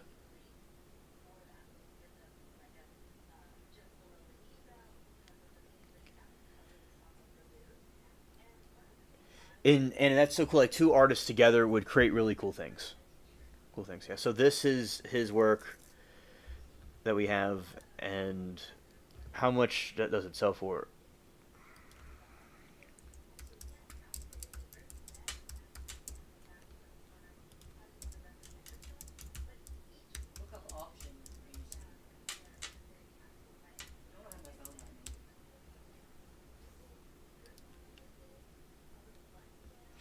His artwork sparked an intense bidding war lasting over 10 minutes. Within opening bids, 57 million.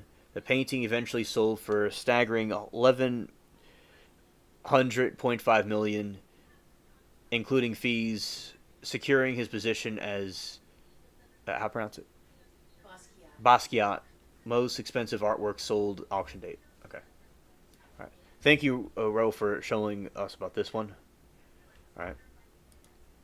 And to answer Anna's question about how they do things with tree, how do artists put water on trees and stuff like that?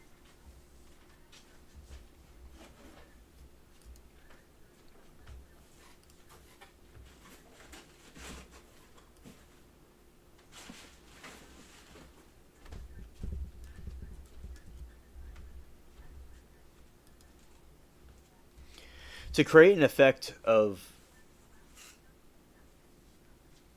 to create an effect of tree shadows on water, artists replicate the natural. Yeah, so to create a tree shadows on water, artists replicate the natural physical properties of water, reflecting, distorting in objects and sky around it. The methods used depend on stillness of water and desired level of realism, but common techniques involve mirroring the logical images, adjourning color and value, and suggested movement with horizontal brushstrokes. Mirroring mirroring and distortion. The above so below principle, the reflection is mirrored image of the object above the waterline, but with the key differences: a perfectly still body of water will reflect a crisp, clear image, but the slightest movement will cause ripples and blur the break up reflection. Value and saturation shift. Reflection images in the water will appear slightly darker and less saturated than the original object because the water's surface absorbs some light. Light areas in the trees will reflect the darker tones in the water, and dark areas will appear lighter.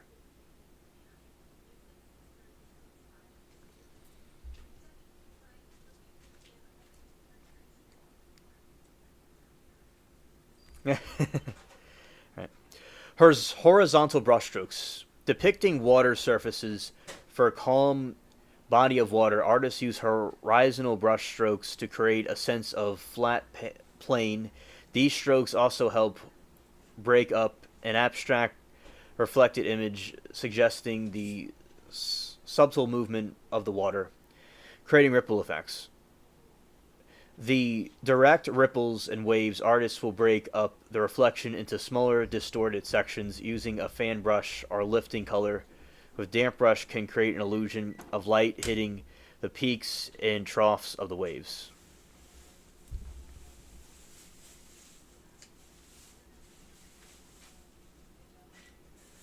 Oh yeah, Bob Ross is pretty cool. Cool people. Yeah. Reflecting the surroundings. Water doesn't just reflect the objects immediately above it. It also reflects the color of the sky. Artists often mix the colors of trees with hints of the sky color to create more realistic,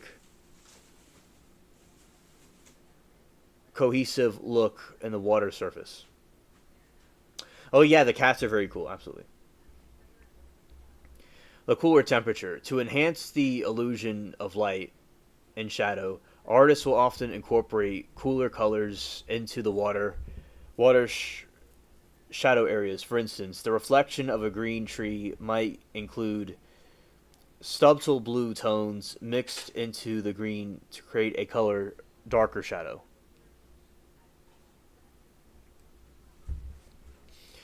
Oil and acrylic paint. Blocking and artists often begin by painting the reflections as basic blurred shapes to mirror the trees above, prioritizing getting darker values and shadows in the first place, as this helps establish the atmospheric perspectives.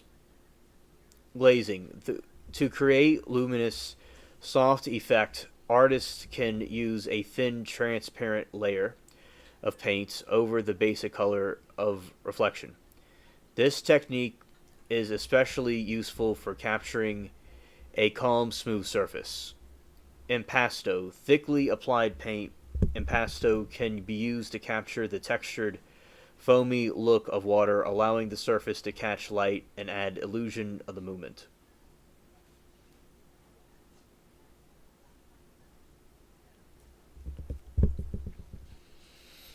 Anthony, it has to do with when people are and during out this throughout the stream when people are texting a lot in the chat, it puts a crown on them.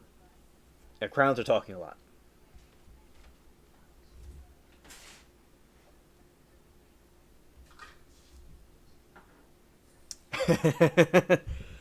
Or else say because I'm a pimp Anthony. Scared. Wet on wet. This technique particularly popular with watercolor because it naturally creates a soft, blurred edges of reflection.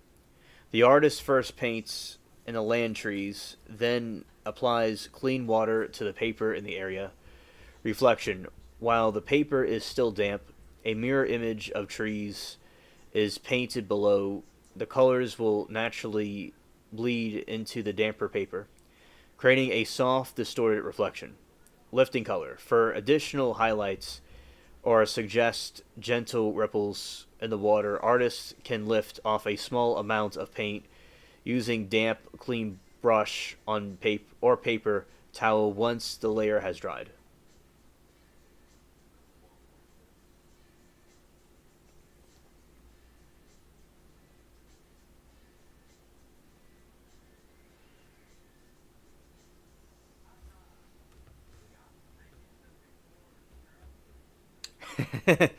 Arlo said he saw that movie.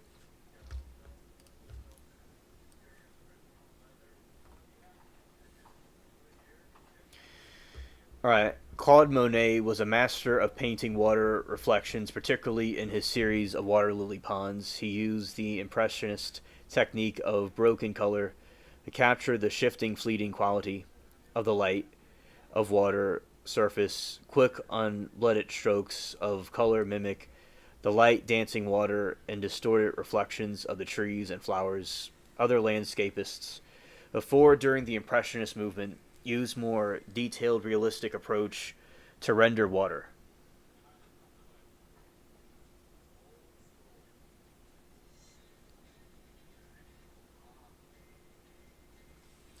Yes, the madams, yes. Other landscapists, before during the Impressionist period, used more detailed, realistic approach to render water. They carefully observed, recreated the precise angles and reflection of the effects of light and shadows through softening edges to convey the water's character.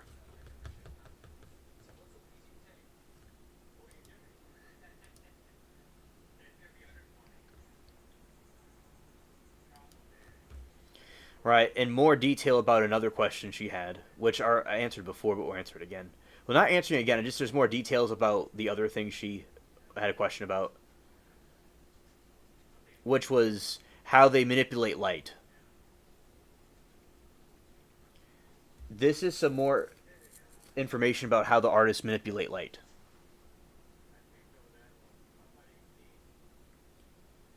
Okay, Anna, understood. You understand it. Okay.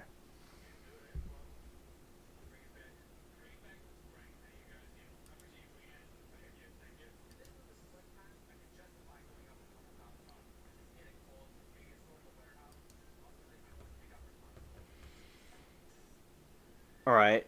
And now we're getting close to the end, the end of the show. We're about to be ending it. But, before we go, I'm going to talk about for a moment about three sculptures and then I'll be it. Okay.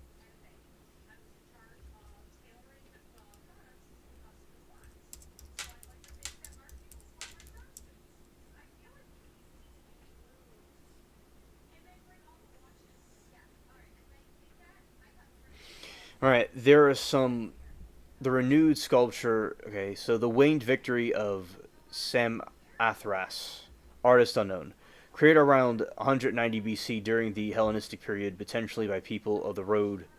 Commentary naval victory. Description: this monumental marble sculpture depicts the Greek goddess of victory, Nike, aligning on the prow of a ship. Her elaborate drapery appears windblown, creating a dramatic sense of motion and triumph, and the statue of recognizable for its missing head and armor.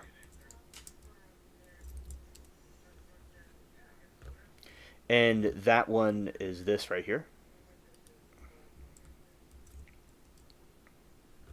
Something I don't think I've seen this one before. Okay. With no head on it. Very interesting. All right.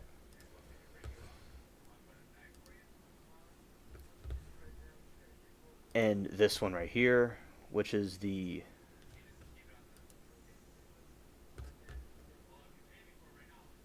oh, thank you, Rebel. I appreciate that. Yeah, yeah, Moki and the girls are very funny. Yeah, the Pieta by Michelangelo, created in 1498 to 1499. Description: this masterpiece of Renaissance sculpture portrays the Virgin Mary cradling the body of Jesus. Very famous painting. I mean, a sculpture. After his crucifixion, noted in its classic beauty and naturalism. Let's go this way.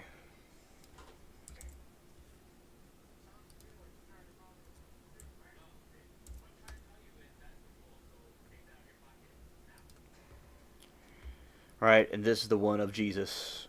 It's very well known, famous. For them, for the paintings and the marble structures to be known like that is and be preserved is quite incredible.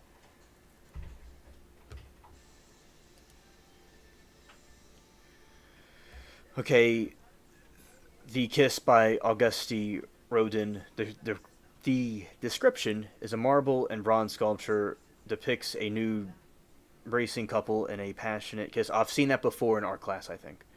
Originally intended as part of the Rogan's larger work, Gates of Hell, was depicted into the Independence piece. The figures are believed to represent Francisca and Palio, fated love from Dante's Inferno. Interesting. Created in 1882.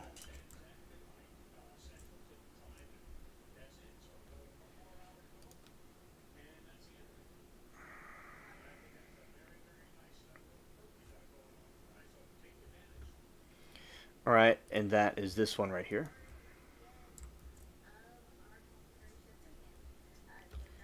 And two people kissing on the rock, Dante's Inferno. All right. I said very interesting with the fascinating, I should say, with the different past, the past stories of different things mixed together. All right.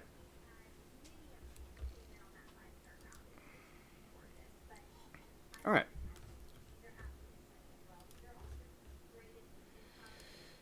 Okay, so that will be okay. The stream is now finished.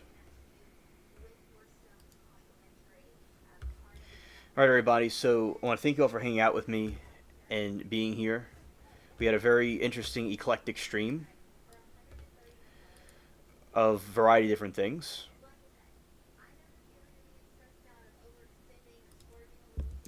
I want to thank you all for being here and participating in the chat tonight. We had a very good time. I bid all of you a good evening until next time, which should be tomorrow. We should be hanging out with each other. So until then, peace.